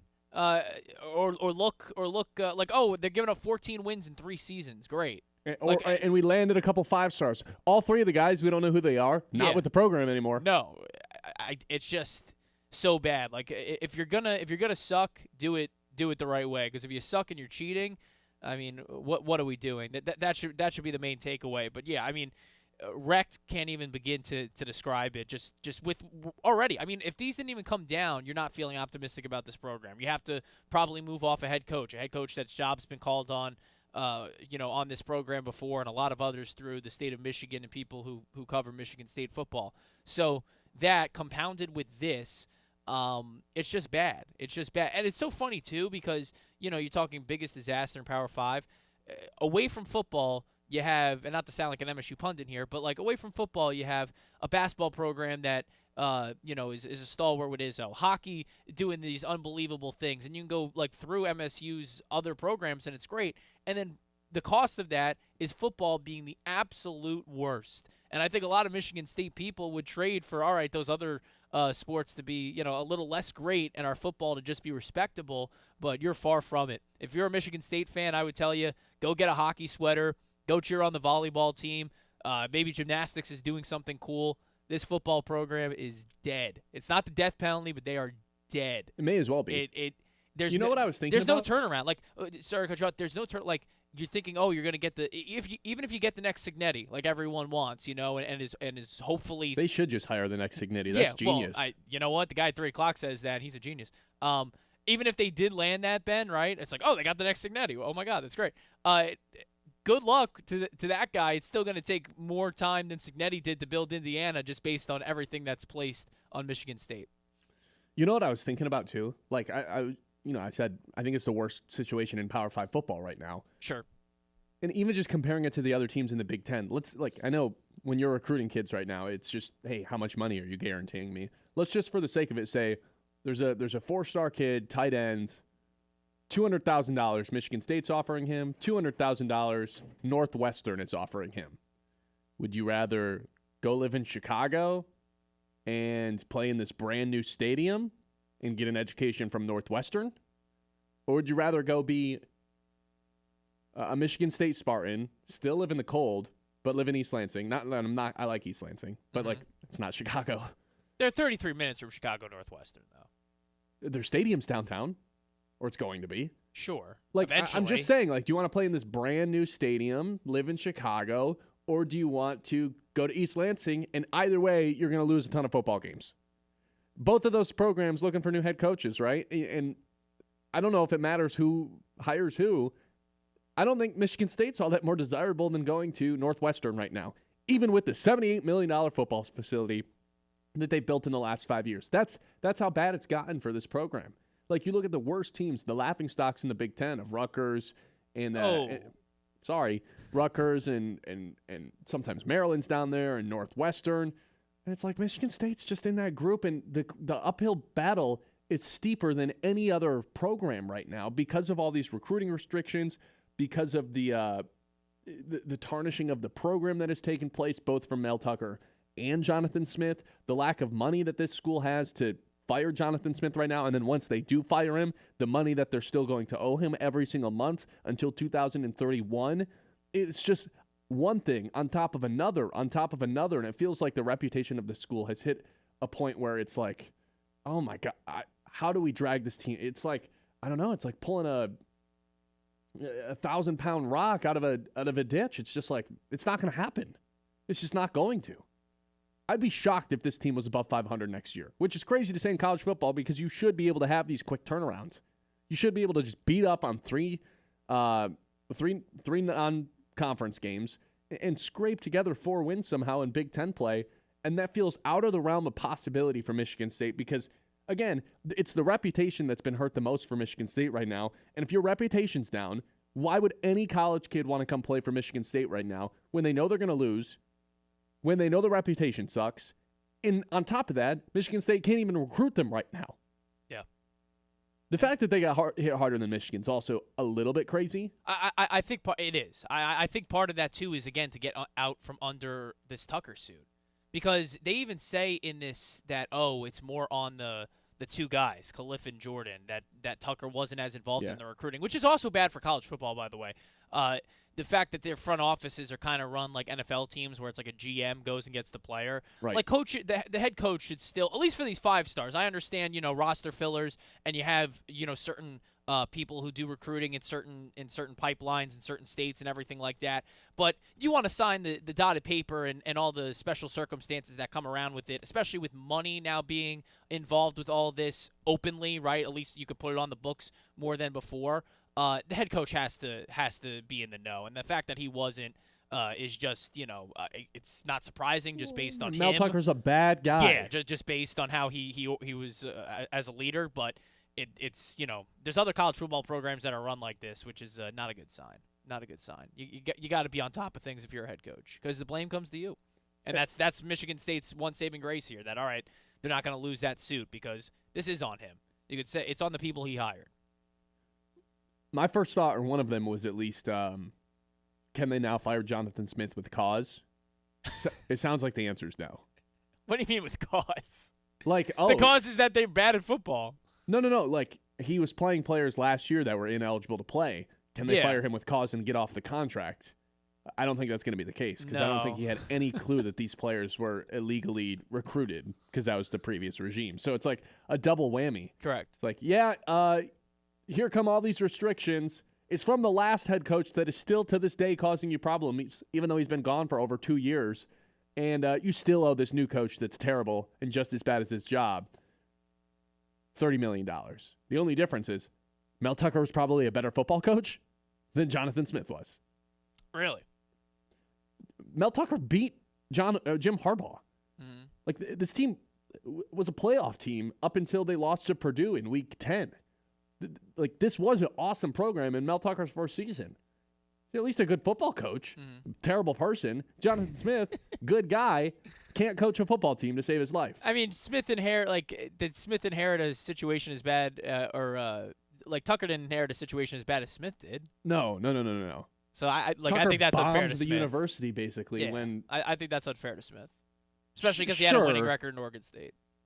You're right. Sure, it's slightly unfair to Smith, but he's regressed this season.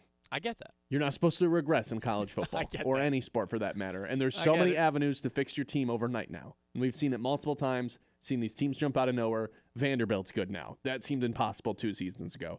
Indiana, you almost can't compare anything to it from how big of a turnaround Kirk Cignetti's had there. But like there's programs out there that you don't expect to be good that are now good. And Michigan State's one of these programs that at least you and, like, maybe not you because you didn't grow up here, but when I was a kid, it was the expectation that Michigan State had 8 wins every single year under D'Antonio.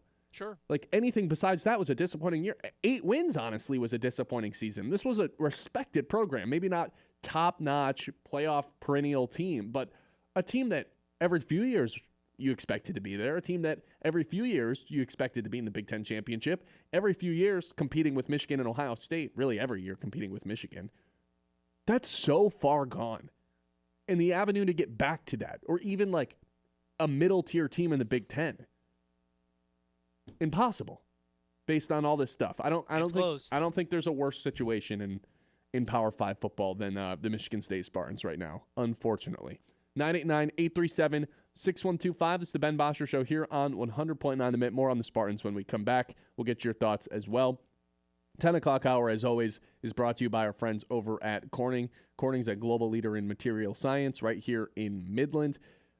From the glass in your smartphones to innovations that power clean energy and advanced medicine, Corning is shaping the future, but it's not just about the technology. It's also about the people. Corning invests in the community, supports local schools, and creates opportunities close to home. With a legacy of innovation and with a legacy of technology, it's about the people. Corning invests in the community, supports local schools, and creates opportunities that are close to home. I already said that. With a legacy of innovation and commitment to what's next, Corning is proud to call Midland a part of its story. Corning, creating life-changing innovations, one breakthrough at a time. The Ben Bosscher Show, built by Bresky Siding and Building Repair on 100.9 The Mid. From the depths of the ocean to the farthest reaches of space, Corning's technologies push the boundaries of what's possible. We're the world's leading innovator in glass and ceramic science, and we're innovating right here in Michigan. Corning's solar wafer site in Hemlock is helping guarantee American energy security. We're investing in our local Michigan communities. That's why Corning is a proud sponsor of the Great Lakes Loons. Learn more about Corning today at corning.com. Something's in the water. Dude, it's in your mouth. I can't see it, but I feel it. This summer, from the people who brought you floss and fluoride, gum disease, the silent bite. Ah! Why didn't anyone warn me? We did. At Scott Family Dental, you may not see the problem, but we can. No insurance contracts and a team that treats you like family. So no jaws, just gentle cleanings? Exactly. But skip your checkup and you might need a bigger toothbrush. Scott Family Dental. Catch the problems before they bite. Book now at scottfamdental.com. The Michigan Baseball Foundation is more than just baseball. It's a driver of economic growth and community. Operating one of the nation's top minor league stadiums, MBF supports job creation and regional development. Through creative partnerships and charitable giving, MBF has helped bring projects like Dow Diamond, the East End Development, Fairfield Inn and Suites, the Plaza, and the Dow Bay Area Family YMCA to life, generating over $23 million annually in economic impact. Every Great Lakes Loons ticket supports these efforts. Learn more at MichiganBaseballFoundation.org. Let's go! Get him going! Mondays this football season when you want the NFL. It's right here. Let's make this thing happen. Come on. We've got Monday Night Football all season long. We got a big one coming up, guys. We'll see if the moves made by the Cowboys at the trade deadline pay off. They play the Raiders in Vegas. M&F coverage 7:30 presented by Ace Hardware, downtown Midland. Right here on Sports Radio 100.9 The Mint. From the hometown heroes to the college legends to the pros on Sunday, 100.9 The Mint is your home for wall-to-wall play-by-play coverage. High school football, basketball, and hockey. Region champions for the first time in school history. Michigan State football and basketball. Touchdown, MSU! The NFL, Thursday, Sunday, and Monday night primetime games. And don't think we forgot about your hometown team. The Great Lakes Loons. That ball's over and out of here. 100.9 The Mint. Health concerns in high school sports go beyond physical injuries. The mental well-being of our young people is a hotter topic than ever before. The Michigan High School Athletic Association website has resources to help adults and students recognize potential problems and deal with them in a positive way. You can learn more about these mental health resources on the Health and Safety page of the MHSAA website. A message from the MHSAA promoting the value and values of educational athletics. The Ben Bosscher Show, built by Bresky Siding and Building Repair on 100.9 The Mid.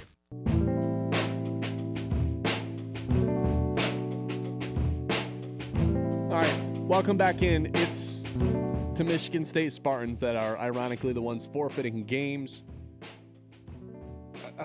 It's the irony of all of it. It's the funniest part to me. For years, it's lay the hammer down on Michigan. They deserve the death penalty, keep them out of the playoffs. And now for Michigan State to have the much more severe punishment, how Michigan got away with not getting anything taken away, I don't know. I don't know. I really don't. I don't have a good answer to justify what Michigan did versus what Michigan State did, because one of them feels worse, even though everyone was doing the. Look, say what you want about Connor Stallions. I think he was the best at what he did even before he was crossing the line. Like that guy was so elite at sign stealing, which is not illegal. But when people were sending him clips, that's where it gets a little bit overboard. I think they would have been fine without it. So whether or not and buying tickets, yes, whether or not sending people to the game, yeah, whether or not they did that or not, I don't think changes a whole lot. And they won the national championship without him anyway. It was what Michigan State did really worse. To have the wins taken away for paying for a dude's airway and lodging, that's to me where it's like, why are we taking away wins from that? I get the recruiting restrictions, but taking away the 14 wins over the last 3 seasons, that makes no sense to me. That feels harsh. And it feels like they're allowed to do it because Michigan State's got no fight in them and to be honest, lacks the money to fight it and do the Michigan thing where it's like, no, we're actually like fighting this every step of the way and this is going to drag on for 3 years. Michigan State, before we even know about it, accepted their punishment from the NCAA and was like, yeah, we just want this to be over. Yeah, so they can get Tucker to stop suing them. You know, that's their win. It's as simple as that. I mean, it's a. How would this have to do with Tucker still suing them, though? Helps their suit against him, man. Oh, Recruiting I see what you mean. violations now with that. You know, you talked about cause for firing Jonathan Smith. That's your cause for getting rid of Mel Tucker. They already had cause to get rid of him. They don't have to pay him a dime. He was suing against that. It was, allegations weren't enough.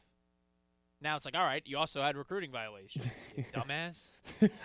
Like, oh my gosh. What a disaster of a human Mel Tucker ended up being. After giving Michigan State an incredible first season, it just so downhill from there. Oh, Mark D'Antonio, please come back. Please, for the love of God, save this program again. Can good. Tom Izzo coach the Spartans? That'd be sweet. Somebody. It does feel a little harsh, though, to take away the wins. I don't understand that part of it. And under the current landscape, is it only because they play? Sorry to cut you off, but No. Is it only because they played in a game from yes. Mel Tucker? They played in the CMU game. If they wouldn't have done that, if Jonathan Smith would have unknowingly not played them, they wouldn't have gotten all these wins taken away. Well, that's the part I'm confused about. Well, what games did they play in? Only the CMU game? We know that they played in the CMU game. We don't know anything else, who they were, what games they played in. Yeah, but we do have confirmation that they played in the CMU game. Yeah. I mean, but it's just the funniest game ever. It was great. I remember doing a Loons game, and on that Friday night, what a time. And there was so much going on. I mean, part of it, again, the violation is that, yeah, all right, they broke the rules. You can't give, at least at that time. Like that's the most intriguing thing too. I think if you ask most people, programs, yeah, they probably are buying airfare for kids to go on vacation. Like, isn't that part of their NIL? You know, that's probably the thought process of some, but obviously it was a violation, and that makes that player ineligible, and then they played. You know, and who knows if Michigan State knew that was ineligible? Probably did. But again, when you have two guys that aren't Mel Tucker running it, the recruiting, the Khalif guy, the Jordan guy, they probably knew the rules and wanted to go above and beyond to secure those recruits, and that's what happens when that's how they're deemed ineligible. If you would have told me yesterday, like at 11 o'clock, like, hey, in like 3 hours, there's going to be a past head coach that makes headlines and it's going to haunt a program, a team, a franchise, even to this day, and he hasn't been there for years, I would have been like, what the hell did Monty Williams do now? But the fact that it's Mel Tucker, I guess, is not a surprise. It's just like, how is this guy still affecting the program to where wins from Jonathan Smith's time are being taken away? Yeah. It's again, such a and mess. why I'm going to be softer on Smith than maybe others. I mean, the guy inherited obviously a bigger mess than we even thought. Like, the wins and loss record is one thing, but all of the surrounding, just the structure of the organization too. You don't even know if Smith comes in, and I'd have to maybe getting Stephen Goff would be better in this spot. But is MSU still under the same front office construction where there's like two guys or girls who are GMs that are in charge of recruiting players, and Smith isn't involved in that? Like, I would figure Smith would know if they're paying for a 5-star recruit's airfare, right? You would think so. The reports, like, oh, Tucker didn't know that they did that, right? Like, that's how little control he had. He hired those people to do that job, and they did what they thought they had to do to build Michigan State's program. Like, I don't even know if that's how Smith operates things. He might have come in there and realized, oh, shoot, that we are doing that. Eventually, penalties are going to be levied down, but for the meantime, I'm going to deal with what I have to do. I don't know. It's just quite a situation for him to inherit. Like, and it's becoming more and more obvious. So, not that he'll save his job. Yeah, he's still a bad head coach. I know. Again, it's not gonna. Fans are still gonna want to change, but that guy's screwed too. Like, I don't know how many rungs of the ladder. Jonathan Smith, he probably may as well hire you or I. I was about to say, it becomes a less desirable job now too. If that was even more possible. It's just. Like, what are you gonna get now? We'd like to underpay you because we're paying the last guy so much money. And get this, for the first few weeks that you're our coach, you're not allowed to recruit anyone. Who's taking that job? Yeah. Outrageous. 989-837-6125. Bright Smiles. They start at Scott Family Dental, where comfort, care, and clean teeth come at a standard. Locally owned by Brandon Scott, a native of the Great Lakes Bay region, the business is family-focused, and they treat patients of all ages like their own. From routine checkups to whitenings, crowns, and more, they've got the tools and the gentle touch to keep your smile shining. Friendly staff, modern tech, zero judgment, even if it's been a while since your last visit. So go ahead and show off those pearly whites. Scott Family Dental has your back and your teeth. The Ben Bosscher Show, built by Bresky Siding and Building Repair on 100.9 The Mid. It is the Scholar Athlete of the Month, proudly presented by Fisher Companies here on Sports Radio 100.9 The Mitts. This month's recipient is Braden Schwartzkampf from Calvary Baptist Academy. With a 3.7 GPA, Braden is a two-sport athlete playing basketball and soccer. He owns a lawn business. He's in the choir, mock election, and wants to be a teacher for his career. Braden gained experience with Teachers for Tomorrow. I started to teach math and tutor kids in that class who were struggling. And then for grammar, I just went around doing spell checks, and I think I taught the class 4 or 5 times. I really enjoyed being able to help the kids out and just impact their life in a way. It was a really cool experience. Next fall, Braden will continue his academic and athletic career studying and playing basketball at Spring Harbor College. To hear the full interview and nominate a local athlete for our scholarship program, visit 1009themitt.com. I'm Sarah Stockford, host of 100.9 The Mid Success Suite, a podcast highlighting the most inspiring female leaders across the Great Lakes Bay region. This month, we spoke with Sharon Mortensen, President and CEO of the Midland Area Community Foundation. Well, a couple things I'll mention. One I'm really proud of is the work we've done on post-secondary education, because when we think about what really transforms an individual's life, it's education. That makes such a difference in the ability to be able to have a livable wage, to be able to contribute to your community, to be able to give back. So the work that we've done in the post-secondary space, because we give out a lot of scholarships, but when I got there, I went, it seems like we're just a processor of scholarships. I want to be a promoter of education. Listen to the full episode on YouTube at 100.9 The Mid. Subscribe and hit the notification button to be alerted when new episodes drop. That's Success Suite with Sarah Stockford. Hey sports fans, heading up north? Whether you're gearing up for the big game, hosting friends, or winding down after a long day, Hops and Schnapps is your ultimate beverage destination. With one of the largest selections of beer, wine, and spirits in Michigan, featuring over 1,000 options from around the globe, we're your beverage experts. Plus, our friendly team is here to help you find the perfect pick. Visit us in Standish, Grayling, and Gaylord today. Hops and Schnapps, raise your glass, raise your spirits. Transform your outdoor space with Maple Hill Nursery. Whether you're a gardening enthusiast or just looking to relax in style, they have everything you need. From premium polywood furniture that never needs painting to top quality plants and trees, Maple Hill Nursery has it all. Plus, they offer free setup and delivery on in-stock barbecue grills. Visit them today just north of Midland Mall or check out their website for pro tips and expert advice. Maple Hill Nursery, making your yard the place to be. We're in your town, your school, your huddle. 100.9 The Mitt is here for sports fans in the Great Lakes Bay region. From the hardwoods of Saginaw to Midland's Friday Night Lights. From the streets of Bay City to Freeland, Frankenmuth, and Hemlock. We roll through Beaverton, Auburn, Pinconning, Essexville, and Shepherd. All the way to Gladwin, Birch Run, Coleman, and Bridgeport. This is your sports station. High school, college, NFL, the Looms. It's all right here. 100.9 The Mitt, Mid-Michigan sports leader. I'm a pretty great multitasker. I can wash dishes and do laundry. I can roller skate while walking my dog. I can even order lunch while doing my homework. But I can't use my phone while driving. A distracted driver is one of the leading causes of death in the United States. So when it comes to driving, please, don't be a multitasker. Don't drive distracted. A message brought to you by the National Highway Traffic Safety Administration, Project Yellow Light, and the Ad Council. The Ben Bosscher Show, built by Bresky Siding and Building Repair on 100.9 The Mid.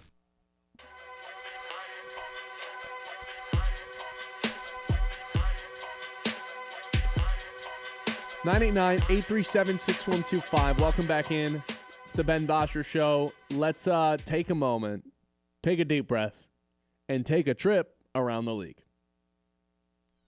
It's time to zoom out and go around the league.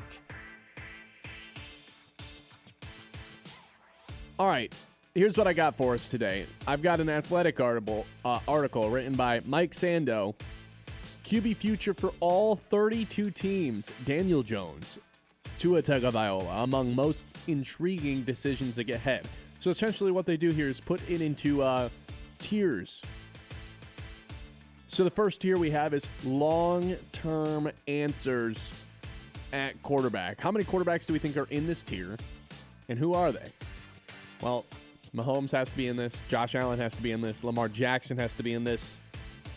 Joe Burrow's probably in this, but I honestly don't necessarily think he has to be. So with that being said, I'm going to say he's not in this. I'm going to say he's not in this. Who else would we be forgetting, though, John? I think Patrick Mahomes, Josh Allen, Lamar Jackson are the obvious ones.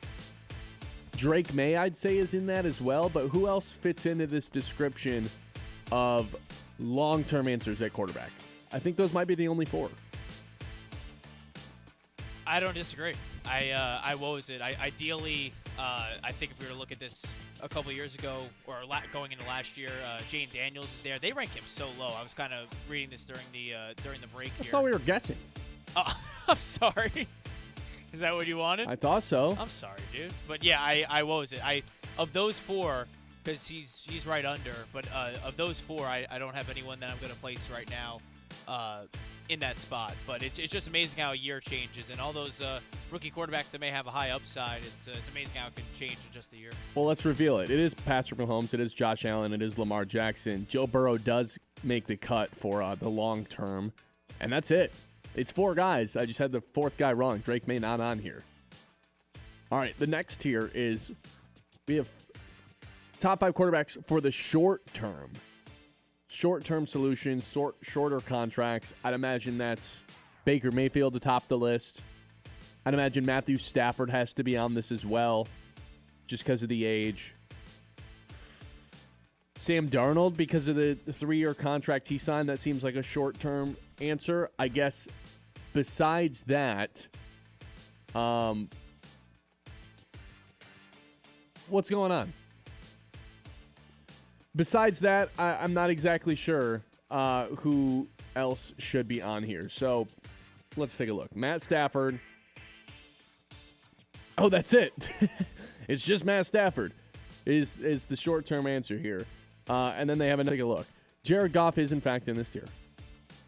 I'm trying to think of who else fits this. Baker Mayfield, I think, would fit into this. We're happy he's our established franchise quarterback, but not necessarily everybody's.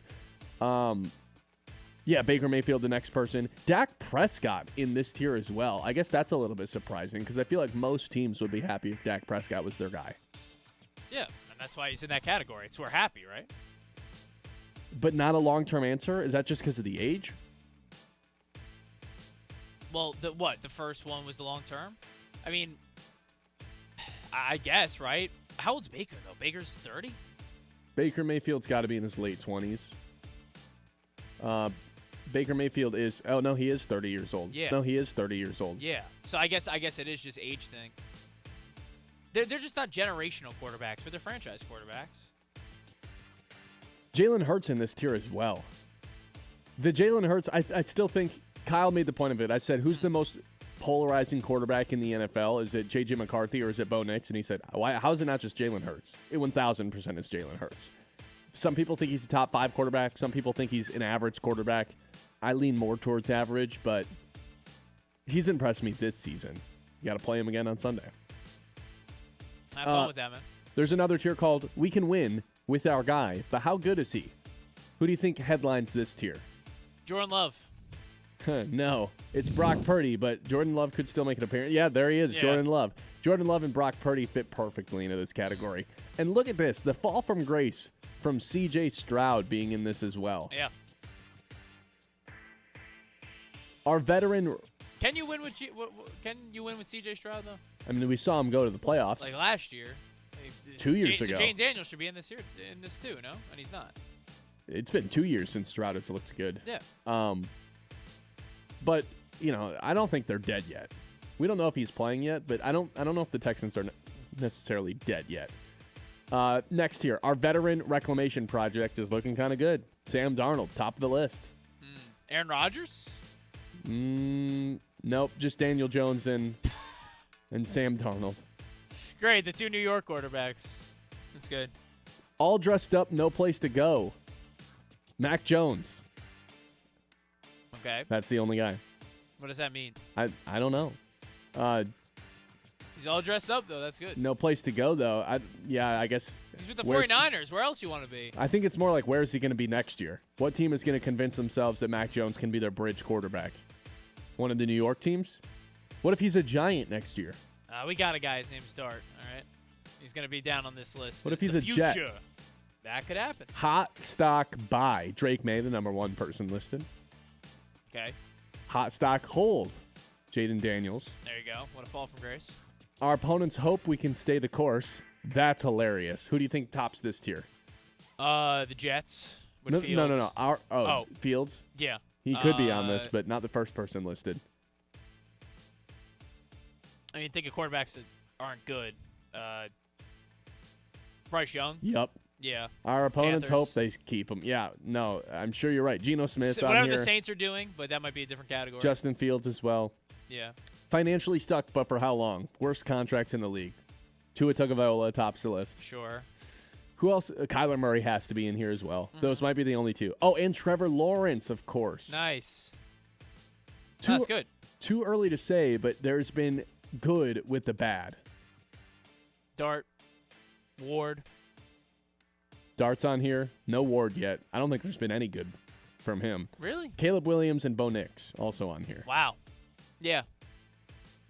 Way too early to pass lasting judgment, but so far not good. All right, Cam that's Ward probably here. That's Ward. There's another quarterback as well. Last year's draft class. Took over in the middle of last year. Oh, Penix. Yeah. Has not looked great from him. I would put him in the too early to say, but there's been good with the bad. It's been a lot more bad than good, though. J.J. McCarthy in here as well. Cam That's Ward. what Dart. Dylan Gabriel. Dylan Gabriel should just be in his own tier. Yeah, it's called total disaster. Yeah. Not an NFL player. Yeah. I would put McCarthy in the. It's hard to put him in one just because of the few games he's played. Even earlier than way too early to pass judgment, Tyler Shook. I kind of like Tyler Shook. Although I said that about Dylan Gabriel in his London game, and he's been nothing but awful since. Terrible. And there's one final tier called 5 years until Canton. Yeah, I see that. Aaron Rodgers. I would really put Rodgers in the by these categories of our guy Sando here. Our veteran reclamation project's looking good. That's where I put him. I put him with Darnold and Jones. He went 16 for 31 and had 161 yards, 1 touchdown, 2 interceptions against. I'm sorry, the Jones Chargers. had a 5 turnover game. All right. What is Mac Jones a Steeler next year? Is that just what they end up doing? Because they're not going to draft one, right? Why not Rodgers for another go? Oh, come on. Get him out of here. Has he said definitively it's his last season or no? No. Oh, yeah. And I'm sure he won't decide until he's so back. March. He'll just keep telling Steelers, yeah, I don't really know. I'm not really in a rush to make decisions. Shut up. Leave us alone. He's so back in Pittsburgh. It's going to be awesome. All right, that's around the league.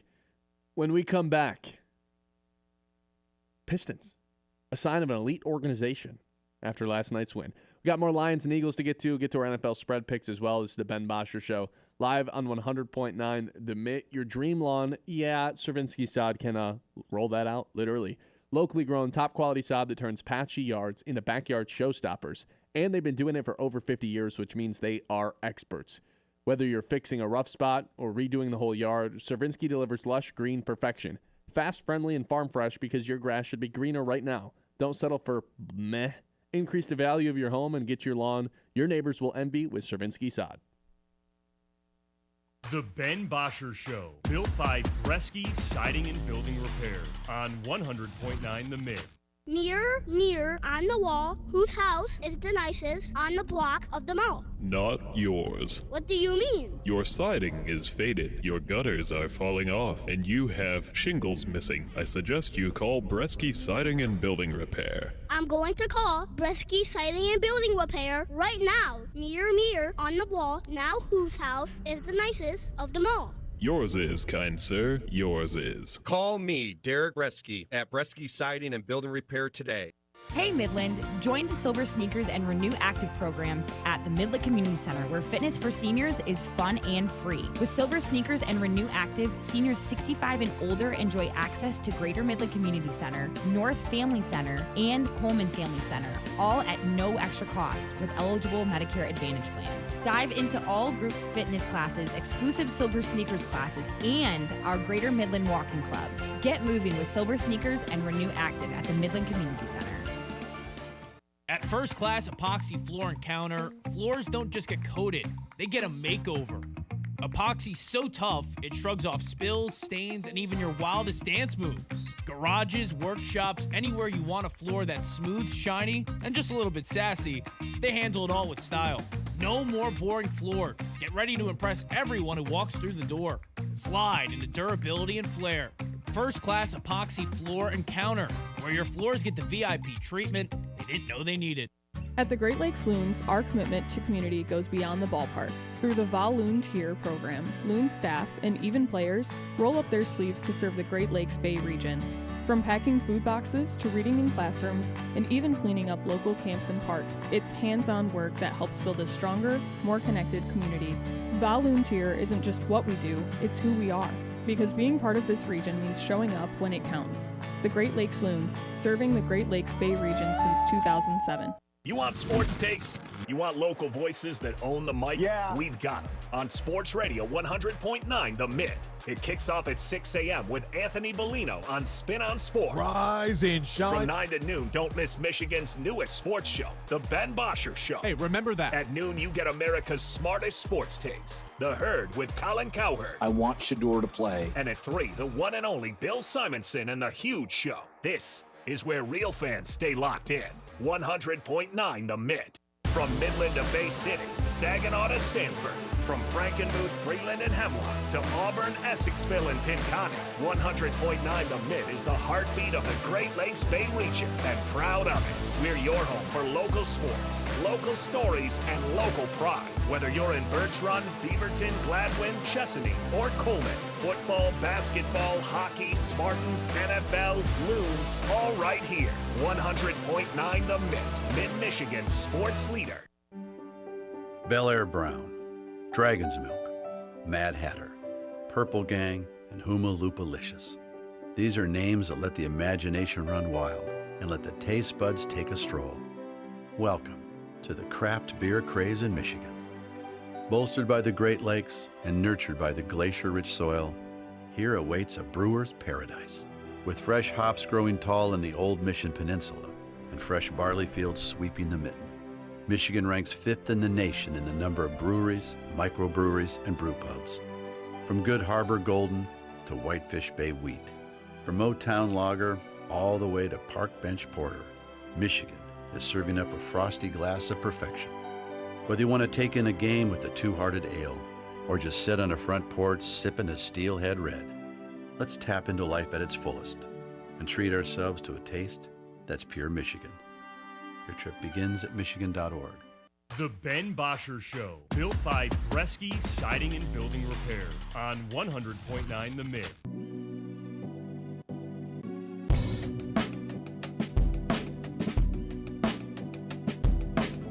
All right. The Pistons end up picking up their 8th straight win last night with no Cade. No Duran, no Ivy.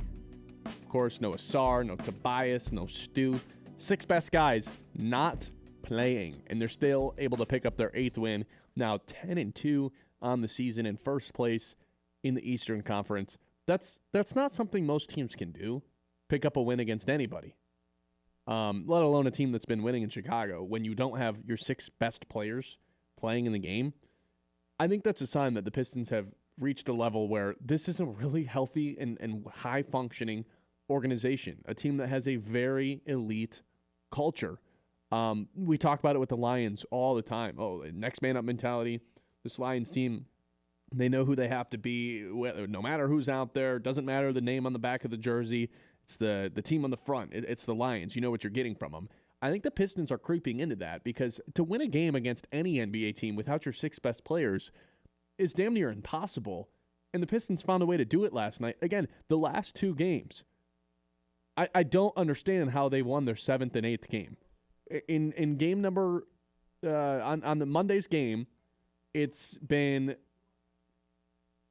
in Monday's game, it's off the back-to-back. It's in a situation where everyone but Cade is not playing. You shouldn't win that game. You had travel. Like, no one expected you to win that game. You should have thrown in the towel in the third quarter. And yet, somehow, they pull out a win. Yesterday, no one's playing. And it's like, okay, they're not going to win. Like, the win streak comes to an end today. They're gearing up for Friday. And they find a way to win somehow. And now they should be a little bit healthier on Friday. And suddenly it looks like, I don't know, maybe that win streak goes up to 9 games with this win on Friday with everybody, or hopefully most people, back. I don't think Tobias is going to be back. But I would imagine Duran, maybe Stu, definitely Asar, Cade Cunningham all back in the lineup on Friday for this in-season tournament game that they've been gearing up for. I just couldn't believe that they were able to pull out a win yesterday with B-Ball Paul as their fundamental piece on offense. Good old P-Ball Paul. No, I watched a good bit, and even with getting Kobe White out for Chicago, looking at their starting 5, Okoro, Herder, Vujovic, Buzelis, even on the road for them, a Bulls team that already took care of the Pistons in the opener of the season. And, I love him, but starting Danish Jenkins at the point guard spot, this is a guy who had to scrap and claw his way even to get a look from the league, and then eventually a G League contract, and had the game of his life last night in terms of in the association. You got to credit JB Biggerstaff a lot, too. Obviously, they're doing the right stuff in practice to have that next man up mentality really come to fruition, because I think in most leagues, NBA specifically too, or NBA rather than other leagues, I should say, that gap between that first, second, and then third unit is so drastic, and you listed it, the 6 different guys to not play for the Pistons last night, especially Cade. It's not like, all right, your best player who needs to be, who's not a facilitator. Cade is. The ball's always in Cade's hands. For guys to just step up the way they did, it comes down to coaching, and it comes down to just a culture of winning, a culture of wanting to get better, and that's what we saw last night from again a good Chicago team too. If this was a Chicago team of last year, where and they may still play out to be like that through the 82 games. They're going to be a 500 team. But this year they've had a good start though. I mean, listen, we're living with the here and now. They're what? They're 6 and 5. 6 and 5. Yeah, they're back to being the Chicago Bulls. Okay, but I mean, still a winning team going into their next game, and you figured we're going to come out with a win last night and didn't. I think yesterday was the first time that it's shifted to now. I think the Pistons are just expected to win. Like, is that crazy? For years, for a decade, it was a shock when they won games. Like you just weren't expected to win many, even when you were favored. It's like, yeah, but I got to see them do it first. And last night, I think something shifted to where it's like, even with all these backups playing, I think that team went out there expecting to win the game, which is like a really hard place to get to as a team and an organization. You see very few teams get to that, where it doesn't really matter who we're playing. It doesn't really matter, who the opponent is, who's gearing up for us. We're the Detroit Pistons at home. We're expected to win this game from our fans, from the coaching staff, from our teammates. Even though we're down a bunch of guys, I think we're just expected to go out there and win. And now it feels like it doesn't matter who the Pistons are playing. It doesn't matter who's playing for the Pistons. They got to go out there and take care of business, and that's what they did on Wednesday.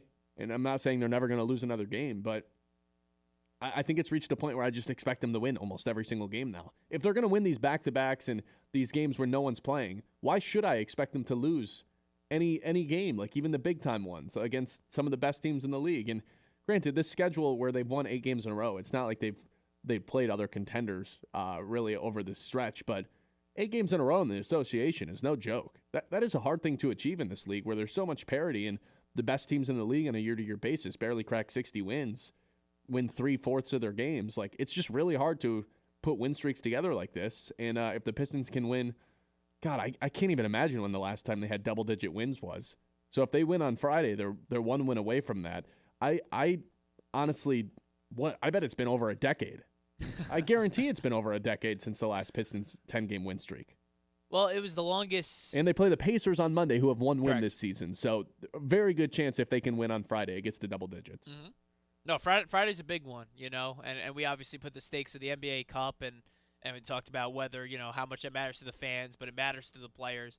It's going to be big in terms of elongating the streak, because it's then Indy and then Atlanta, which 7-5, they've been solid, and then the Bucks. But yeah, you take down Philly, you're banking on double digits. At least you should. I'm trying to find the last Pistons. The longest regular season win streak for the Pistons, 13-game run that occurred twice in 1989 and 1990. Right, and 2003, 2004. Team also had a 10-game win streak from January 23 to February 13th in 2008. So yeah, it's been 15 years since they've had a double-digit win streak. Like, they're knocking on the door of one of the longest win streaks ever for this organization. And if they can get their guys healthy, I don't see why they can't. I'm not going to predict them to win 4 games in a row and tie that 13-game winning streak, the franchise record. But with that being said, it's like, I don't know, you play the Sixers on Friday. They clearly are prioritizing that game. And you're already beating them. And you've already beaten them. You've got the Pacers, who have 1 win on Monday at home. You've got the Hawks on the road. Not easy, but you're a better team than them. And the Bucks next Saturday. That's like kind of the big real test of, hey, can you beat Giannis? And you haven't really beat Giannis in like years. He just destroys this franchise every single time he plays them. Even with Isaiah Stewart and Jalen Duren being these awesome rim protectors, it doesn't really matter. Giannis is Giannis. He's a 2-time MVP and Finals MVP for a reason. And this season, it feels like this might be the best version of Giannis we've ever seen. I know it's gone a little under the radar because we've got all these new stars like Wemby and Shea out west and all Luka. But quietly, Giannis out in Milwaukee this season is just putting together this unbelievable season, attacking the rim and way better from outside shooting as well. Just impossible to guard.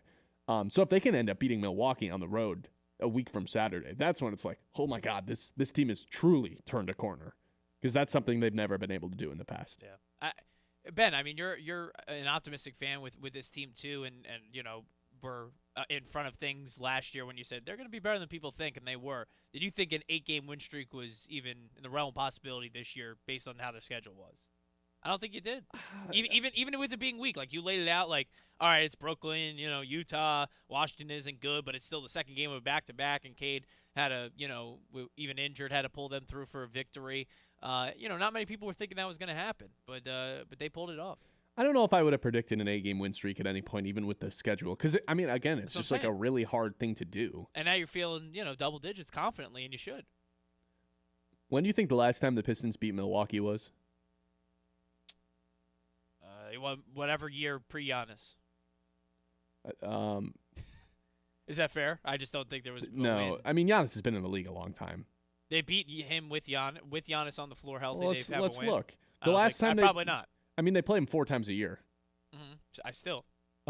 They have a single win against Giannis in 2022. Nice. So there's been the Bucks have won 13 straight games versus the Pistons. That's crazy. That's crazy. Oh my God. And even before they beat him in the finals year? Huh? They beat him in the finals year. The finals year. Yeah. Yeah. Right? They won the chip in 22, right? No, I think that was 21. I think Golden State won in 22. Yeah, that was 2020, 2021. It was 21. Yes, you're right. Yeah. You're right. Yeah, the Bucks have won 13 straight games. They've pushed them to overtime twice, but that's just one of those crazy stats. It's almost hard to believe. All right, 989-837-6125. This is the Ben Bosscher Show. Live right here on 100.9 The Minute. We'll be right back. The Ben Bosscher Show, built by Bresky Siding and Building Repair on 100.9 The Mid. I'm Sarah Stockford, host of 100.9 The Mid's Success Suite, a podcast highlighting the most inspiring female leaders across the Great Lakes Bay region. This month, we spoke with Sharon Mortensen, President and CEO of the Midland Area Community Foundation. It's a group of people that come together to learn about and to provide input on things happening in our community. So our next upcoming time that we're together, we're talking about law enforcement. We're going to have our prosecutor and our sheriff and our police chief talking about what they're doing and then getting input from the group. So that's a wonderful way for people to come and learn and share their ideas. We've also partnered with the Midland Business Alliance on the My Pros Community Crowd Fund, which started, goodness, now I think it's been probably 4 years ago. Listen to the full episode on YouTube at 100.9 The Mid. Subscribe and hit the notification button to be alerted when new episodes drop. That's Success Suite with Sarah Stockford. We got a game, boys! This week on Sunday Night Football. The Lions are on the mitt. SNF is at Lincoln Financial Field. The 6-3 Detroit Lions face the 7-2 Philadelphia Eagles. Two division leaders in the NFC under the lights. Coverage at 7:30 Sunday night, presented by Ace Hardware, downtown Midland. Don't miss a moment right here on Sports Radio 100.9 The Mid.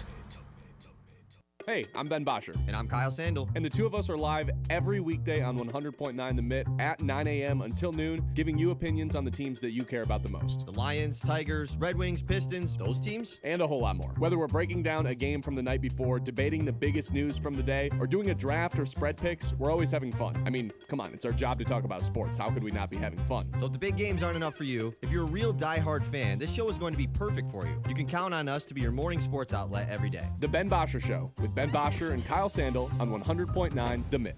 This is more than just a lineup. It's a daily ritual for the die-hard Michigan sports fans. At 6 a.m., Anthony Bellino wakes up the state with Spin on Sports. I do not believe it. At 9, the Ben Bosscher Show is appointment listening hosted here in the Great Lakes Bay region. I would like to buy some Casey Mine stock. America's Best takes over at noon. The Herd with Colin Cowherd. Well, what about Patrick Mahomes? And at 3, Bill Simonson brings it home on The Huge Show. Sports Radio 100.9 The Mid for the most passionate fans in Michigan. When it comes to a gun suicide attempt, all it takes is a moment. Heather and I had an argument just like any other couple. I was lost. I had snapped. I had a gun and I was going to take my own life. Heather helped me realize that there was still a life to live for the better of myself, my family. My weapon is now safely put away. A moment of crisis can happen to anyone. Store your guns, locked, unloaded, and away from ammo. Hear more safe stories at endfamilyfire.org. Brought to you by Brady and the Ad Council. From the Blazy Electric Studios, this is Sports Radio 100.9 The Mid. WLUN, Pinconning Bay City, Saginaw, Midland.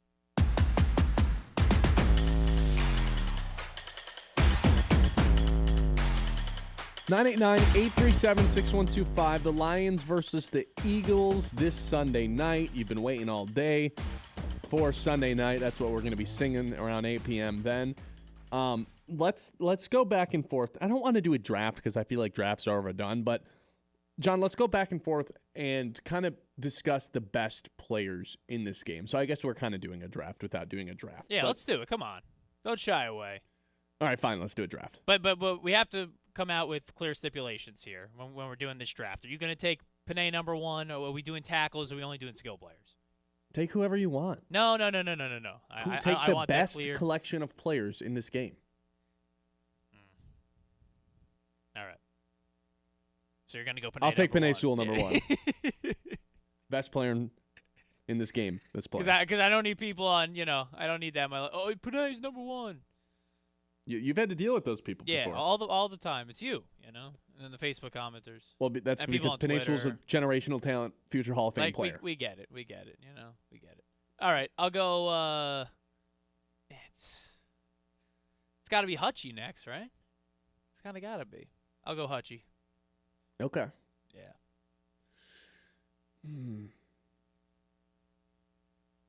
I'll take Jahmyr Gibbs. Okay. See, I don't have any PFF. I'm going based on just these guys playing good, but do I go Landon Dickerson, Eagles? I feel like someone on the Eagles O-line's got to be in the top 5. Take Cam Jurgens. He's been the best. He's their center though. He's been bad. Yes, he's been very bad. Yeah. So what are you? And missing time. I'll go Landon Dickerson. How about that? This is why I didn't want to do a draft. Well, I just wanted to do. This is what I'm saying. I just want to do. Who do you think are the best players in this? I think Panay Sewell's the best player in in this game. Great. And if you're going to take Hutchinson too, that means the two best players in the game are on the Lions. Is the third best player in this game Jahmyr Gibbs, or is that when it's like, okay, we got to draw the line? Saquon's still better than him, even though Jahmyr Gibbs is having this not this year incredibly better season than Jahmyr. Like, yeah. That's why I'm looking at this 2.5 point spread that it's up to now. Mm-hmm. Eagles are favored. They're at home. Eagles are credited for putting together this near perfect roster from top to bottom. This team can't generate sacks right now. Like, I don't think anyone would take those edge rushers. They've got some nice guys in the interior, but the outside has been concerning. They Quinion Mitchell, but he left the game in Monday's game. There's a lot of nice pieces on this team, but they haven't been utilized to the point where, like, I'm looking around, I'm like, I don't know. I feel like I'd rather have Amon-Ra than A.J. Brown at this point. Like, I'd rather have Gibbs than Saquon at this point. Like, would I rather have Jamison Williams than Devontae Smith? Like, I don't know. Is it bias if I say yes on that too? I know Devontae Smith production's been fine this season, but, like, I don't know. Now that Dan Campbell's calling plays, I feel like Jamo's about to just continue to have 4, 5, 6 catches a game. Yeah, it's a bit much.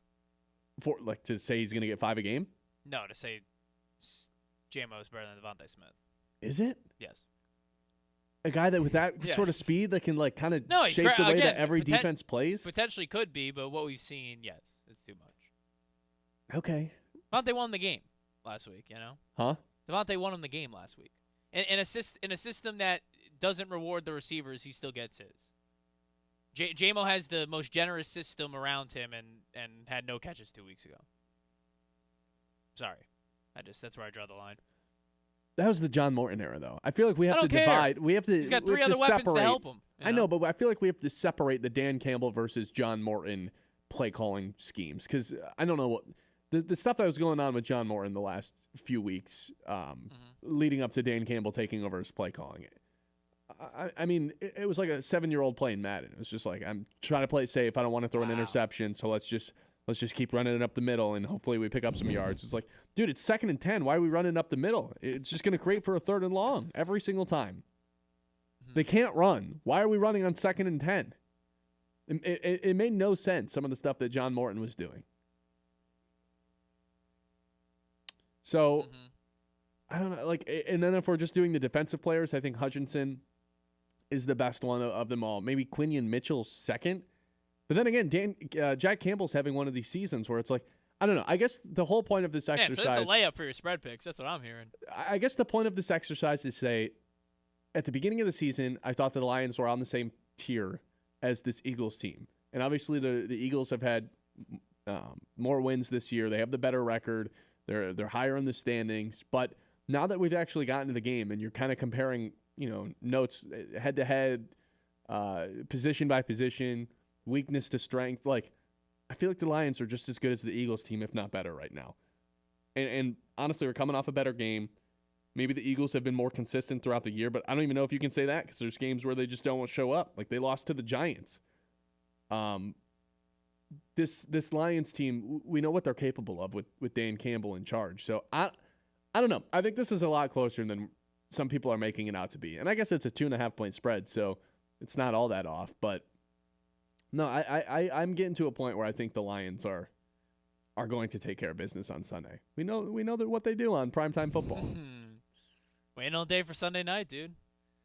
Man, it's got to be fun. It's got to be fun. What was it? You should feel confident. You should. I just based on how the Eagles won, we talked about this yesterday, but it's worth reiterating because we're getting into the preview. The Eagles are the Chiefs of last year, defending Super Bowl champions that beat teams very close. We go off the cachet of why we value them very highly, but there's not a lot of convincing wins for them this year. It's just barely getting by. It's tush pushing your way to glory.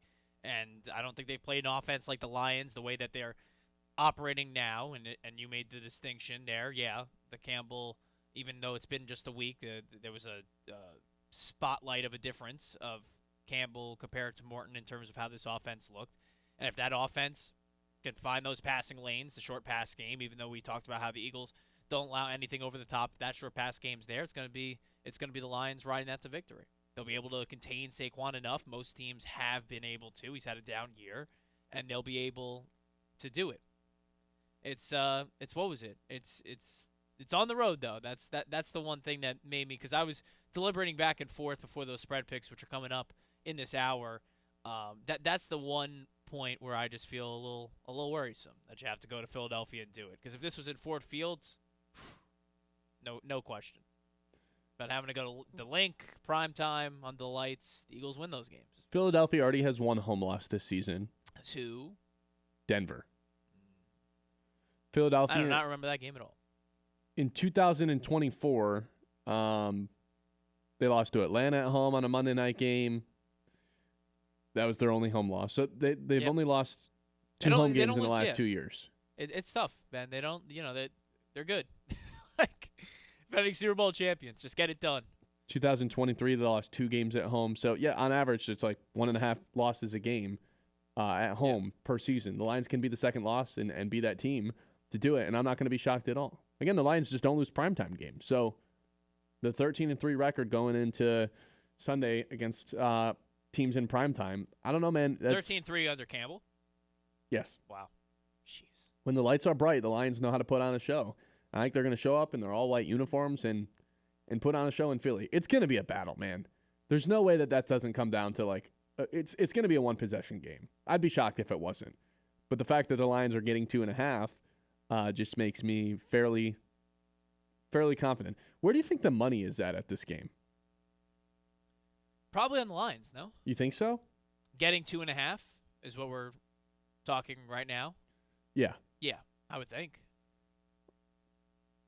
Let's see. The money itself is, oh, wow, it's big on Detroit. 79% of the cash on Detroit, 79% of the tickets also on Detroit.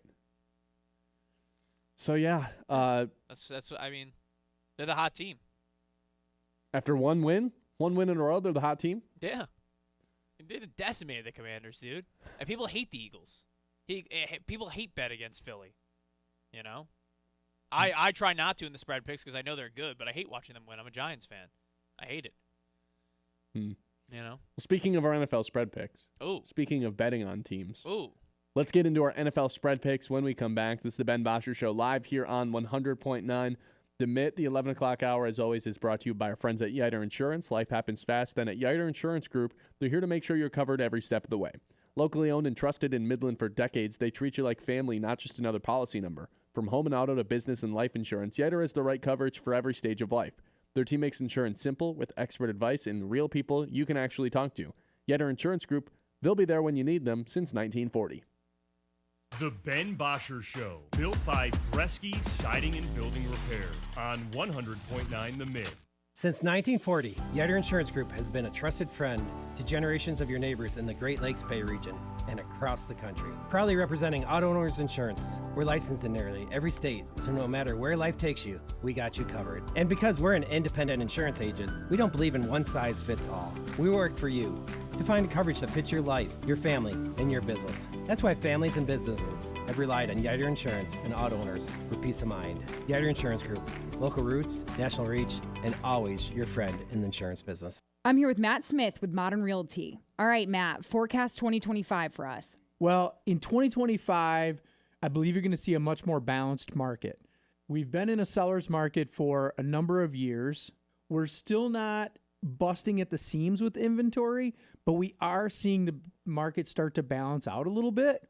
That means it's still a really good time to get great value out of your home. But for the buyers out there, it also means that your path to home ownership should be a little bit easier. Hi, this is Jim Mahoney with Link Technologies. If you are a business or a nonprofit organization wondering how to navigate today's technologies landscape, let Link Technologies' talented staff work with you to develop a technology plan custom to your specific needs. We bring 27 years of experience helping businesses and nonprofit organizations just like yours achieve their technology goals. Contact us today and see how the right balance between cloud and on-premise resources can best work for you. Hey, did you guys catch anything yet? Not a thing. Ah, bummer, neither have we. I'm actually just about to head into town. I'm going to go into Higher Standards Automotive. They got this award-winning service department with amazing technicians and this large parts department in case I want to fix it myself. They got the part there. Whatever. No, I'm serious, man. It's out there. Yeah, just like when you tried to convince me Bigfoot was real. Ray? Bigfoot's behind me, isn't he? Yeah, we got it. Run! Get out! Stop into Higher Standards Automotive, North Eastman Road in Midland, right past the mall. Have you noticed bad behavior has become normalized at interscholastic athletic events? Some fans seem angry. They lack civility toward one another. Some even get aggressive and unruly. Time out! What is going on? This has to stop. Let's not forget, school sports aren't just about winning. And they're definitely not an excuse to take your frustrations out on the official or the opponent. They're about teaching lessons like perseverance, respect, and empathy, so students can learn and grow as people, not just as players. We all have a role to play in setting a good example for our students and teaching them these important values. So fans, it's time to step up your game and behave positively at interscholastic athletic events in Michigan. This message presented by the MHSAA and the Michigan Interscholastic Athletic Administrators Association. The Ben Bosscher Show, built by Bresky Siding and Building Repair on 100.9 The Mid.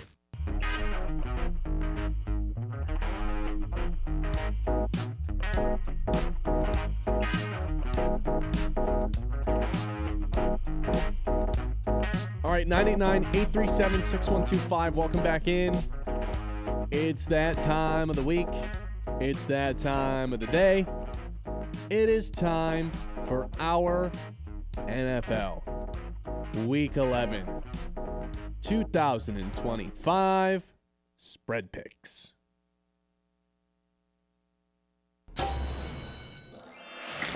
This is like the trap line of the week. Why is it only 3.5? That's way too sus for me. They're going to beat Jacksonville by a touchdown. I don't care if they have to go overseas to do it. This is like disgusting football, and I want no part of it. NFL against the spread.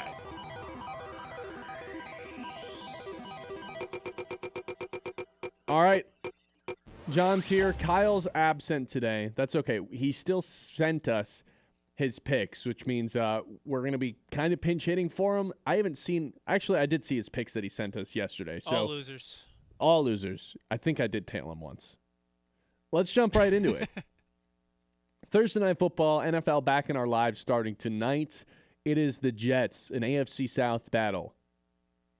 AFC East battle, excuse me. Sure. Jets, Patriots in Foxborough. The Patriots are favored by 12.5 points. You playing this one? I really considered the Jets. The Jets got me a win last week against the Browns. Told you to pick them outright. They won outright. A lot of points here. Was considering it as my sixth pick even, too. Really down to the wire when we began the show. But I'm going to stay away and not pick the Jets. It's a lot of points, though, on TNF, even in Foxborough. I'll take this game. Oh. But I'll take the Patriots. Oh. I don't need to take this Jets team. You know, Justin Fields had 12 yards outside of one screen pass that went to Breece Hall that he took for a touchdown last week. Outside of that, this team had 12 passing yards. This team wants to run the football. And the Patriots are the best team in the NFL at making sure opposing teams don't rush the football. So I don't know how the Jets are able to put up more than 14 points, and even that seems extremely generous. So in order to cover this, I think all the Patriots really have to do is score 24 points, and against this Jets defense, that seems very likely. So I'm going to take the Patriots here.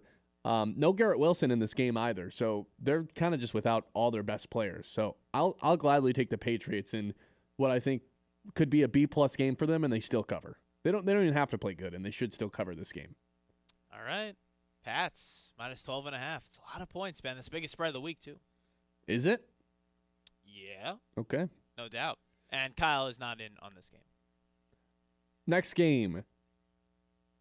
Madrid, Spain. Oh. Commanders, Dolphins. Dolphins are favored by 2.5 after the Lions messed up the Commanders pretty good last week. I'm out. Yeah, what an import to Spain this will be. 2, 3, and 7 teams. This might be one that I just elect not to watch. I was just about to say, when you're at the gym, I think this is not going on the I think this is not going on the phone. I think you're gonna be listening to music. You may check the app, see what's cooking, but I don't think you're gonna invest time. No, because I don't have any fantasy players in this matchup. No.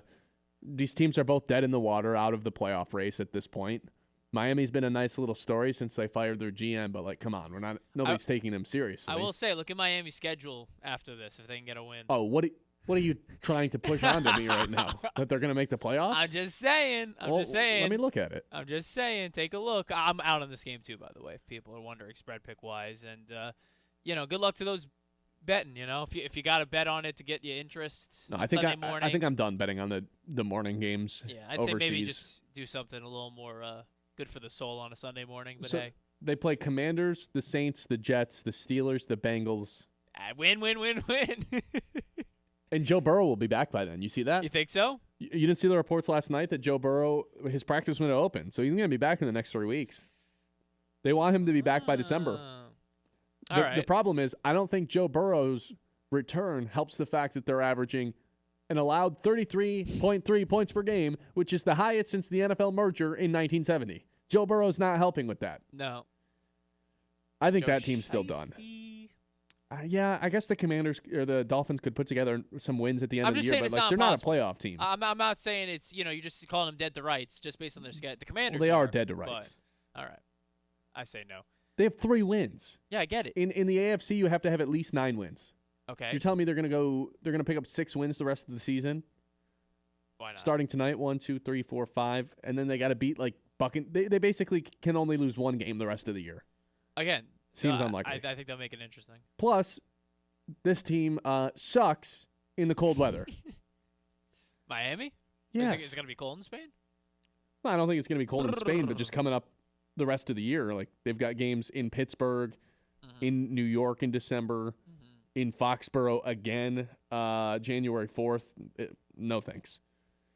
All right, the next game we have here is Packers 7-point favorites against your Giants. I'm done with the Packers. They're on the no-bet list the rest of the year. Can't do it. Really? Yeah, I can't do it. They're on the no-bet list joining the Panthers and the Falcons. to 3 NFC teams, huh? It's kind of nuts. Yeah.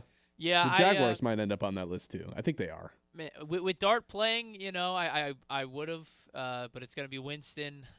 He's singing really well. I don't know if he'll be singing a good tune on Sunday. I hope so. I hope it's exciting. I'll be watching with no expectations, which is just, customary in November when watching the Giants, and I'm going to stay away.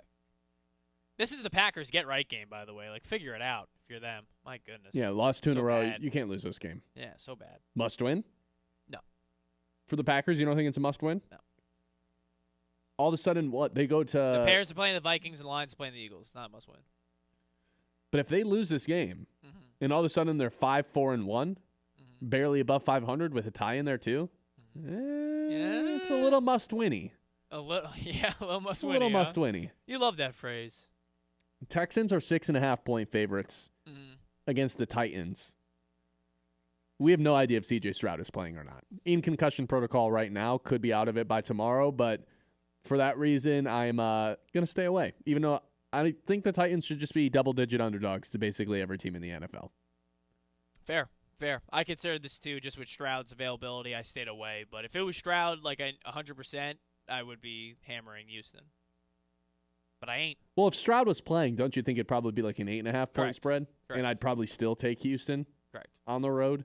This Titans team is a joke. You're getting them at 6.5 right now. If you believe they're going to play, take them. No, I've already got my 5 picks. I'll say this about this NFL slate. Sucks? No, I was going to say this might be the best slate of the year. I mean, for betting purposes. It's tight. No, I found 5 games I feel comfortable with, but just the slate betting aside, I think this might be the best slate of the year so far. There are some incredible matchups.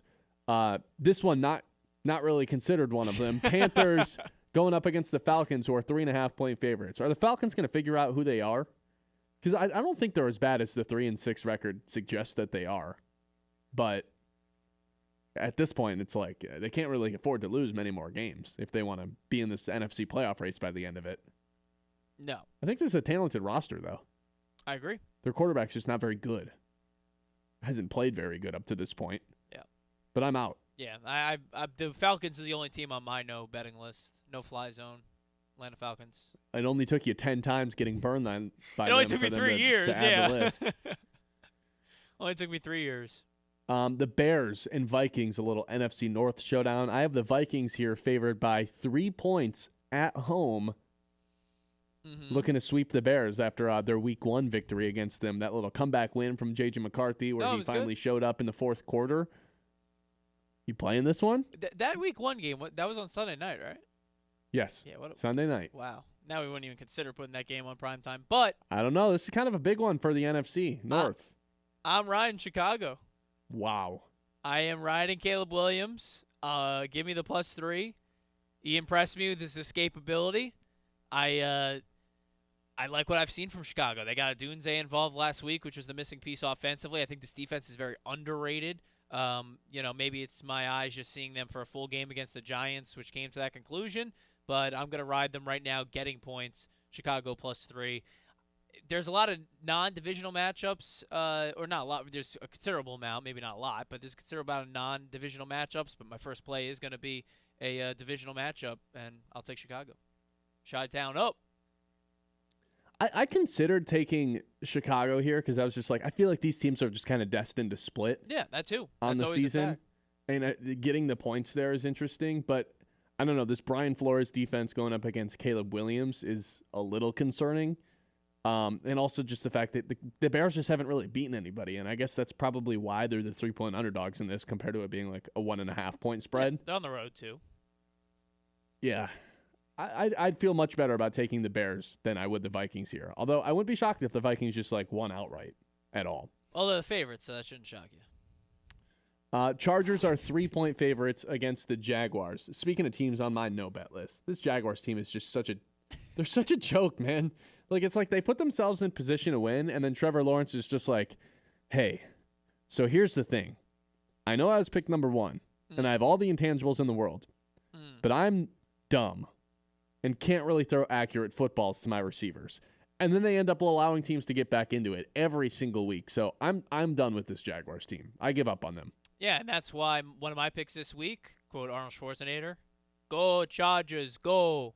He said that? He did say that. When did he say that? I don't know. He had a Chargers game once before it. Oh. You can look it up. You want me to find the audio before the end of the show? Not Is that really. important? All right. Chargers -3. Heck yeah, for all the reasons you said. Now, Kyle, on the other hand, wants to be a naughty guy here and go Jacksonville +3. I don't know what he's thinking. Maybe the fact he's in St. Pete's, he's in Florida right now, kind of getting that Florida feeling. He wanted to bet on a Florida team. I think of the two, you're going to bet on the Bucs before you bet the Jags. But he's going with Jacksonville +3. I don't know what his reasoning is. Maybe he has a friend in St. Pete's who told him something, but who knows? I can't think of anyone justifying why you should bet on the Jaguars anymore. The only case I can think of is this Chargers offensive line has been so banged up. They're still without their tackles. The Jacksonville defense can dial up the blitz once in a while and get home, and they create a bunch of turnovers, but that's kind of regressed in the last few weeks. I just don't feel comfortable putting money on Trevor Lawrence. Like, if we're doing the scale of who you feel, what quarterbacks you feel comfortable putting money on and which ones you don't, Trevor Lawrence is like way at the bottom of the side where you don't trust him at all. So, no thanks. Buccaneers at Bills. The Bills are 5.5-point favorites in Buffalo in Highmark Stadium. Third team. What's up, folks here? Oh, really? Yeah. Any names you want to drop or Nope. no? Oh, okay. Yeah, I'm out. It feels like too many points. Yeah. Yeah, and like the Bills are going to be angry after what happened last week, but I kind of just don't bet against Baker, you know? It's worked out against. He's on the don't bet against list. Yeah, he is on that list. I got to come up with a couple lists. Maybe I'll have him for next week. But yeah, Baker, I just like Baker getting points. I just can't be. I don't want to bet against Buffalo coming off that loss, and Baker getting points is dangerous territory. It's a slippery slope. So I'm out. That's the thing that's holding it back for me. The Buffalo coming off of the loss. Otherwise, I'd be like, I think this is just one too many points. Buffalo is struggling to move the ball as of late, pick up consecutive first downs. But I don't know. There's also a world where at home they just kind of start steamrolling somebody and take their aggression out. So, yeah, I stayed away as well. He's outie. Speaking of too many points, exact same spread. Steelers are favored by 5.5 against this Bengals team. I can't get myself to bet on the Bengals because of the worst defense. You know, when you have the worst defense since 1970, that plays into it a little bit of why I don't want to bet on them. However, I'm also not betting on the Steelers to cover 5.5 points after looking like one of the worst teams in the league last week on primetime. So I'm out. I do think it's too many points, though. How many combined points you think for this one? Ooh. The over-under is 48.5, which is not that high. That's down from what it was earlier this week. It was in the 50s at the beginning of the week. Okay, because that's the same over-under as Chicago, Minnesota, actually. What do you think? How many points are put up? Yeah. 55. I might take the over. Really? I might take the over in every Bengals game the rest of the season. They can't get stops. Oh, they're the worst defense ever. It feels like a good play. Maybe that is the play. Are you playing this game? I'm not. Neither's Cal.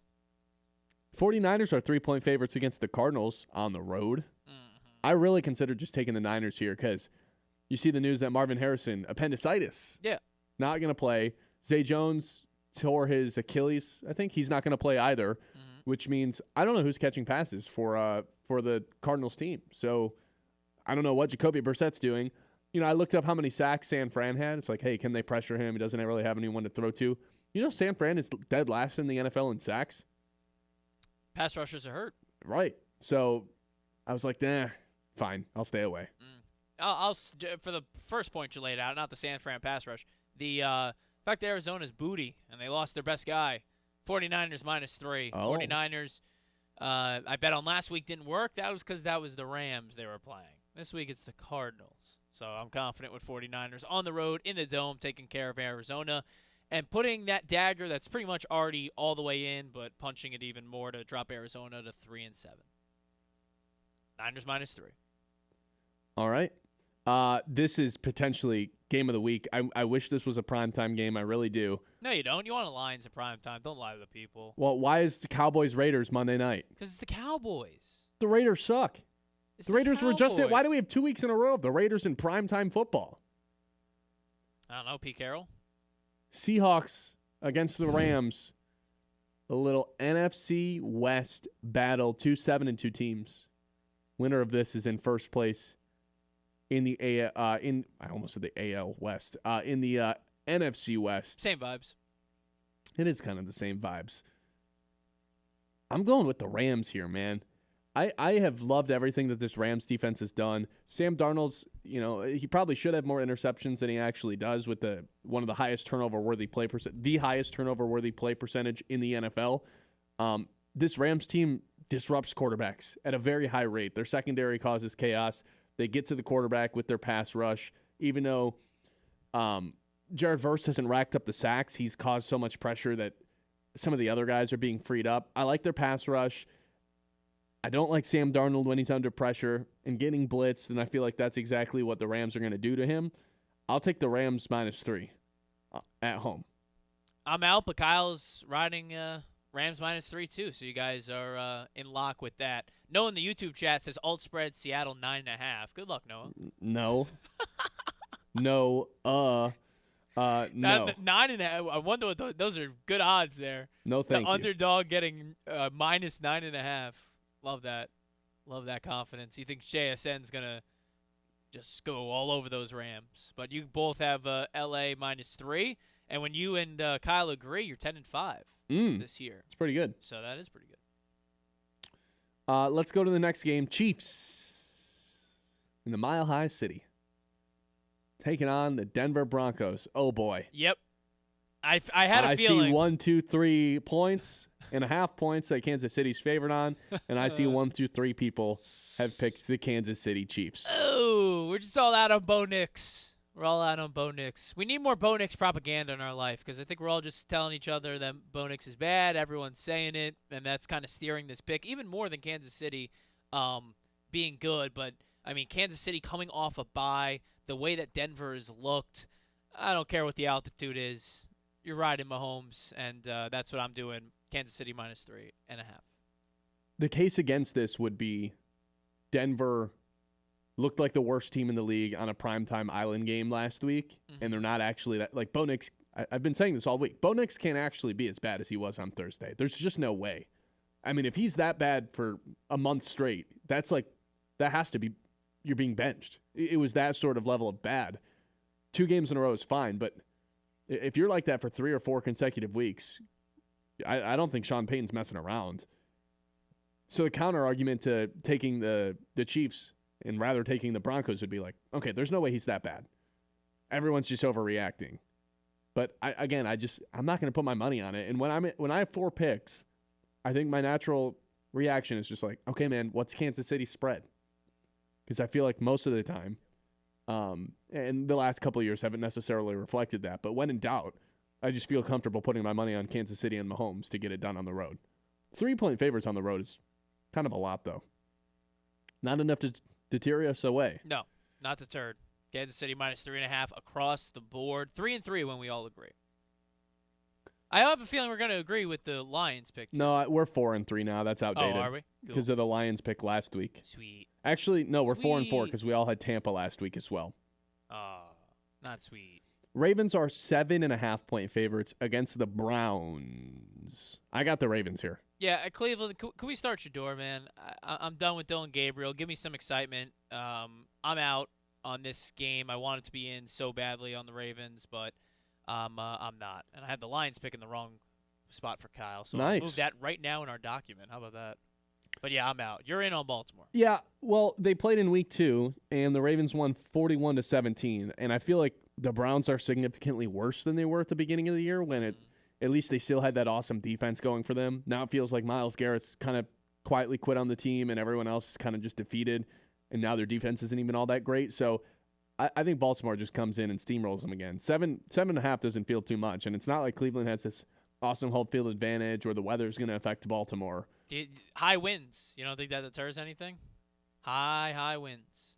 I would be all over this if Baltimore runs they can't run the ball with Henry anymore, dude. It's terrible. It's not that they can't do it. It's just not as consistent. They can't. They just can't. Sorry. I've seen enough. As a Derrick Henry fantasy owner, it's been ridiculous. But Baltimore minus 7.5 for Ben there. Yeah, pick I might regret not making, but I'm staying away. All right. Let's move on. Sunday night, Lions are 2.5-point favorites in Philadelphia. 2.5 underdogs. 2.5-point underdogs in Philadelphia. I've got the Detroit Lions picking up a win and covering the 2.5 points that they are laying in Philadelphia. That's it? I thought you were going to go in a whole preamble. I'm sorry. You're very passionate about the Lions. Yeah, we laid it out in terms of Eagles not having these convincing wins at home. They have a great track record, and I get all that, but the Lions look rejuvenated with Dan Campbell calling the plays. I think it's going to be a close game, but I think it's going to be the Lions winning by 3 and getting points. Hey, that helps the cause. It's going to be a fun one. I'm excited for this Sunday night, like you said, prime time. And I think the Lions are going to do enough to beat the Eagles. I'm worried about a slow start in this one, just based on how the Eagles' secondary is with those short pass plays. But I think the second half is where the Lions kind of figure it out in terms of predicting how this game story is going to go. And a late score puts them ahead, and then the defense is able to stop a Hurts fourth-quarter comeback attempt, and the Lions get it done on the road. It's going to be exciting, though. Potential NFC Championship preview, some are saying. That some is me. Some are saying it's the game from earlier in the slate. The Seahawks-Rams. Oh, really? I think the 4 best teams in the NFC are all playing each other. Wow. Today, or on Sunday. Sure. Which is always going to lead to exciting football. Mm-hmm. I also love it when the Lions are on one of the island games because they always win, and because it just lets you sit down on Sunday and just watch football the entire day without having to stress out at 1 o'clock. It's the fantasy teams that you're stressed out about in your bets, not necessarily the Lions game. I love it. Yeah. Well, Giants ruined my 1 o'clock, but yeah, for you and for all the Michiganders, it's a happy Sunday. Well, what about when the Giants are playing on Thursday or Sunday it's great. night? Like, I want it's the the Giants. best thing ever, isn't it? I don't want them to ruin my Sunday, ruin my Thursday night, you know? The Giants are like the definition of a Thursday night team.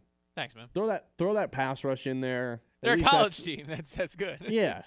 Throw the pass rush in there. Let's see Dart in Scattaboo bang heads 1,000 times on Amazon Prime, and it'll usually be a good game, and we'll move on. It was fun. That Thursday night game they won against the Eagles. Memory of the season. Highlight of the year. I'm gonna live high on that for the rest of the year. That's all I got. How about the rest of the decade?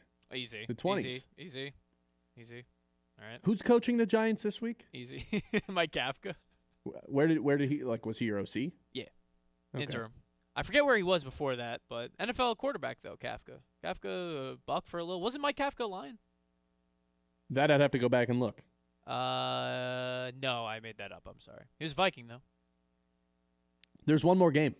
Oh! It's Monday night. It's a snooze fest. Oh. Actually, I don't know if any game with the Cowboys is allowed to be a snooze fest because explosive offense and their defense just blows. But the Raiders team also blows. Dallas is 3.5-point favorites in Allegiant Stadium in Las Vegas. I'm going to stay away from this game. Yeah, I am too. The one last Kyle pick is Dallas minus 3.5 because I'm like, why does he have 4? It's because I forgot to add Dallas. He is in on the Cowboys. Should have asked him when we were in that group chat what's the reasoning behind some of these picks, but he's rocking with I want to know what on earth went through his brain to pick Jacksonville. I think part of, two of his picks are Dallas, Kansas City, 2 teams coming off the bye, so I guess that's his logic for Dallas. I don't know what his logic is for Jacksonville. That's gonna be fun to go head to head, but he's got something. I'm telling you, him being in Florida, I think that was the main reason. I can't even make up too much ground on. At most, I can only make up one game on him. So I didn't even say the records going into today. Let's see what it is. I'm 28-25. You're 23-27. Kyle's 30-23. So Kyle's in first place right now by 2 games, and I can only make up one game because 2 games because we agree on the Rams, we agree on Kansas City, we agree on Detroit. The difference is I've got New England minus 12.5. I've got Baltimore minus 7.5. And he's got Jacksonville, which I feel like I should just be collecting. There's no way Jacksonville's covering that. And then he's got Dallas too. Yeah, both of us were 3-2 last week. Kyle was 2-3, but he's still the top dog. A lot more weeks left, though. Yeah, a lot of ground to make worried. Up. You're not even worrying about me. Don't worry. I'm waiting in the wings, waiting for my spot. And then I'm gonna you are right about that. I'm not worried about you. Bad guy. You went with 1 dog this week. Bad guy. Yes. Kyle went with 2. I went with 1. I've been on the favorites all year long. I haven't taken a ton of underdogs. The Lions are the only one I've done this week. So, just something noteworthy because the favorites were hot for a while, and then the dogs took over the last couple of weeks. So, we'll see. Yeah. Again, that's why I was tempted with this Thursday nighter. But you're rocking the biggest favorite of the week there, buddy boy. I am. 12.5. I am. I don't think this Jets team can score 14 points. So, we'll see. 989-837-6125. Thanks for everyone for listening to the Ben Bosscher Show today. Oh, it's not done. We still got our 2 traditions to close out every single show right here on The Mid. If you need to hire fast, let Spherion do the heavy lifting and get your great candidates without the hassle. Their simple online hiring platform makes finding the right employees quicker and easier than ever. Post jobs, review applicants, and connect with top-end talent, all from your phone or computer. Whether you're staffing short-term projects or building your dream team, Spherion has your back. Get back to running your business while Spherion handles the hiring headache. Hiring made simple, smart, and online. That is Spherion. The Ben Bosscher Show, built by Bresky Siding and Building Repair on 100.9 The Mid. Isaiah, how did you get all wet? I was playing in the rain. Son, you're in the house. It's not raining inside. Or is it? Yeah, it's in the kitchen. What? Oh, no, the roof has a leak. Leak? That's a waterfall. We need that fixed now. Bresky Siding and Building Repair can fix it. What, son? Any job, anywhere. Bresky can do it all. Call Bresky right now and get that roof fixed. And while you're at it, have them fix the gutters. Call me, Derek Bresky, at Bresky Siding and Building Repair today. At Tommy's Express, you can get your car clean, shiny and dry in just minutes. Our state-of-the-art eco-friendly wash delivers a spotless finish every time. With the Tommy Club app, enjoy unlimited washes or paper wash. Skip the line with license plate recognition and manage everything right from your phone. Fast, clean, and simple. Visit Tommy's Express today and see the difference. Text CLEAN CAR to 86697 for a free works wash. Offer valid for new guests only. By participating, you consent to receive promotional information text from Tommy's Express. Message and data rates may apply. Message frequency varies. Ace is the place with the helpful hardware, folks. Ace Hardware and Sports in downtown Midland has some extra savings for rewards members this month. The leaves are falling down. Make the cleanup easier on yourself. Save $20 instantly on select Craftsman V20 brushless outdoor power equipment kits. Select Milwaukee Power Tools, buy one, get one free, including the brushless drill and impact driver kit. And a steal of a deal on an Ace gift card. Free $10 gift card when you buy a $50 gift card. Tired of floors that snore? Walls that whisper, meh. Premier Tile in Midland is here to spice things up one tile at a time.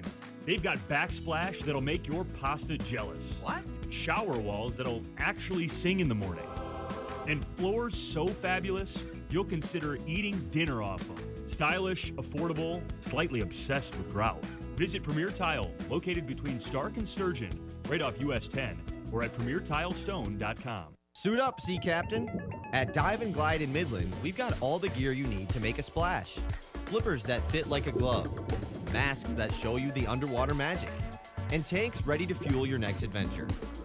Whether you're snorkeling the local lakes or dreaming of ocean depths, Dive and Glide has your back and your fins. Find us on Cambridge Street or swim over to diveandglideinc.com. Dive and Glide, making waves one splash at a time so you can dive deeper than ever before. Santa's coming to town early, and he's cutting a ribbon. Join the City of Midland for the grand opening of the Poseyville Preserve, just off East Main Street near Dow Diamond, across the Tittabawassee River from downtown. At 4:30 p.m. on Tuesday, December 2nd, celebrate the new Founders Crossing pedestrian pathway and Allen W. Ott Family Pavilion with free hot cocoa, cookies, and goodie bags for the kids. Then, follow Santa and Mrs. Claus downtown for the courthouse lighting at 6:30 and the opening of the Midland Santa House. Learn more at midland-mi.org/Poseyville Preserve. Since 2007, the Michigan Baseball Foundation has invested over $1.8 million into our communities, supporting over 350 projects across 14 Michigan counties. From restoring Alma Little League fields to creating nature-based classrooms at the Chippewa Nature Center and enhancing accessibility at the middle of the Mitt Miracle Field, MBF is making a real difference. Every ticket to a Great Lakes Loons game helps fund these initiatives. Join us in building a stronger, more vibrant community. Learn more at MichiganBaseballFoundation.org. He got him! That's 3 of them! The Great Lakes Bay Region's home for Spartans basketball. Tonight, 2-0, MSU is back at the Breslin. They welcome San Jose State from the Mountain West. Both teams are the Spartans, so good luck to our guy Will Tiemann on the call. Coverage tonight at 6:30, presented by Weiss Equipment. Every MSU game all season long. It's so fun to hear people chanting. Right here on Sports Radio 100.9. The Mitt. The Mitt. The high school football game of the week, presented by the Forward Corporation. The Dow Chargers are on to the regional round. Fresh off their first district title since 2015, they host the defending Division II champions, St. Mary's of Orchard Lake. Dow and Orchard Lake St. Mary's. Pregame coverage at 6:50 Friday night. Don't miss any of the action on the Great Lakes Bay Region's home for sports. Sports Radio 100.9. The Mitt. The Mitt. I'm Ben Bosscher, and here's what I think. I think we're nearing the end of the Jonathan Smith era at Michigan State. I think Scott Harris trading for a half dozen pitchers at the trade deadline is officially a failure considering how the season ended. I think the Detroit Lions are going to give the Packers an astronomical revenge whooping on Thanksgiving later this year. And I think you should listen to The Ben Bosscher Show, weekdays from 9 to noon, presented by Bresky Siding and Building Repair, if you agree or disagree with anything I just said. We got a game, boys! This week on Sunday Night Football. The Lions are on the mitt. SNF is at Lincoln Financial Field. The 6-3 Detroit Lions face the 7-2 Philadelphia Eagles. Two division leaders in the NFC under the lights. Coverage at 7:30 Sunday night, presented by Ace Hardware, downtown Midland. Don't miss a moment right here on Sports Radio 100.9. The Mitt. From the hometown heroes to the college legends to the pros on Sunday, 100.9 The Mitt is your home for wall-to-wall play-by-play coverage. High school football, basketball, and hockey. Region champions for the first time in school history. Michigan State football and basketball. Touchdown, MSU! The NFL, Thursday, Sunday, and Monday night primetime games. And don't think we forgot about your hometown team. The Great Lakes Loons. That ball's over and out of here. 100.9 The Mitt. The Ben Bosscher Show, built by Bresky Siding and Building Repair on 100.9 The Mitt.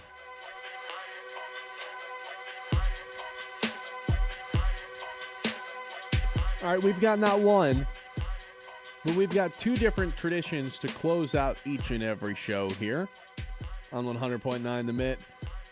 Let's do our first tradition, which I like to call our Lock of the Day.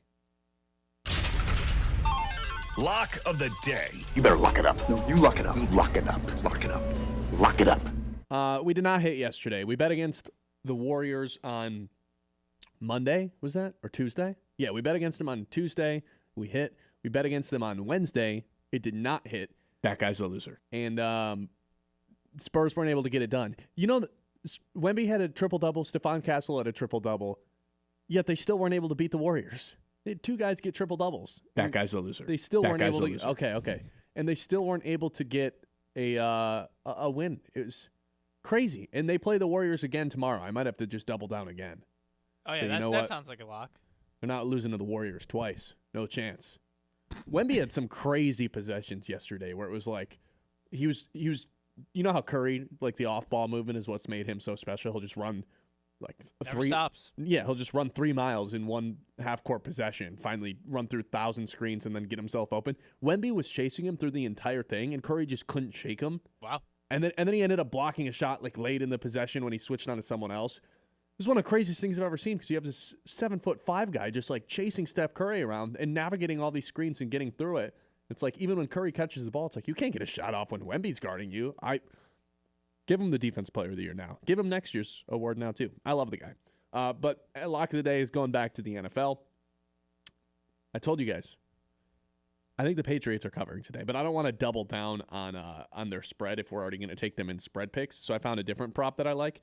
So the Jets have allowed 7 touchdowns this year versus tight ends. That is tied for the second most in football. There's happens to be a tight end on the Patriots that has the second most red zone looks of anyone on their team, and that would be Hunter Henry. The person with the most, Stephon Diggs with 8, Hunter Henry right behind him with 7 red zone looks this season.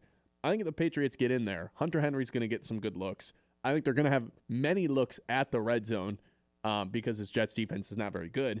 And I don't think Travion Henderson is necessarily the guy you really want to give it to at the goal line, despite him having that big week last week, can break loose, good in space. But on like a 3rd and 1 or 3rd and goal, I don't know. Doesn't really seem like the answer. So I'm going to take Hunter Henry plus 140 odds to get it done for us. You want to update the people on how the week has gone? Sure. The week's gone okay. You're 1-2. Like you said last night, you lost with the Spurs minus 4.5 against Golden State, but you got the win, right? The week before with Thunder minus 7.5. So you're minus 0.86 in terms of the week. And, Noah says it feels like you're hot on Thursdays. You kind of are. You've won 3 of the last 5. So, we'll see if, including last week, Dobbins, 70.5 over rushing yards. So we'll see if another TNF play is the way for Benny Bosch tonight. Okay. I also tailed you last night, so I took the L for Kyle. So there you go, Kyle. Congratulations. What are you going to do tonight? Just because he's on one of my fantasy teams, I'll tail again. Okay. Yeah. Hunter Henry scores a touchdown. That's plus 140. So a little bit of ground to make up, a little bit of plus juice for us here on the lock of the day. All right. With that being said. Oh, I want to play the sounder again. Okay, that is our lock of the day. Lock of the day. You better lock it up. No, you lock it up. Lock it up. Lock it up. Lock it up. My dad's a big fan of that sounder, He'll tell me, lock it up, So what we'll talk about. We talk about you on the phone sometimes, Ben, No reaction? If you and your father talk about me? Yeah. Talk about the show. Lock it up. Kind of conversations it's a fair bit, bro. Said. Mainly how you're overrated and stuff, but but then it's like, the lock of the day is pretty cool. So especially when it's minus 19 units down all time. It's really good. Again, the sounder is the main selling point. My dad doesn't have a sports gambling account. He's more worried about the sounder. So fair enough. All right, our next tradition to close out every show is guessing what Colin Cowherd's going to open with. Whew. It's your guess, buddy boy. It's my turn to go first. I went first yesterday, lost. Neither of us got a point. Yeah, we picked the wrong quarterbacks. I thought he'd give a little Winston a bone. You thought he'd give who a bone? J.J. McCarthy. Yeah, and he gave Caleb a bone. So, what do you think? Maction? That would be sick. CMU beats Buffalo? Labus was great last night. Still too conservative play calling for me, but the defense was big, 2 turnovers. J-Mac, what'd you think? Oh, I'm a SUNY Buff guy, Colin. No. I I don't know, dude. It's your pick, man. Man, you very, very assertive on what this is going to be. We don't know the score, by the way, too. So I would bother Kyle, but he's calling a Chippewa game right now. They're in action. 11 a.m. in St. Pete's, Florida. What a slot. Give me Wemby.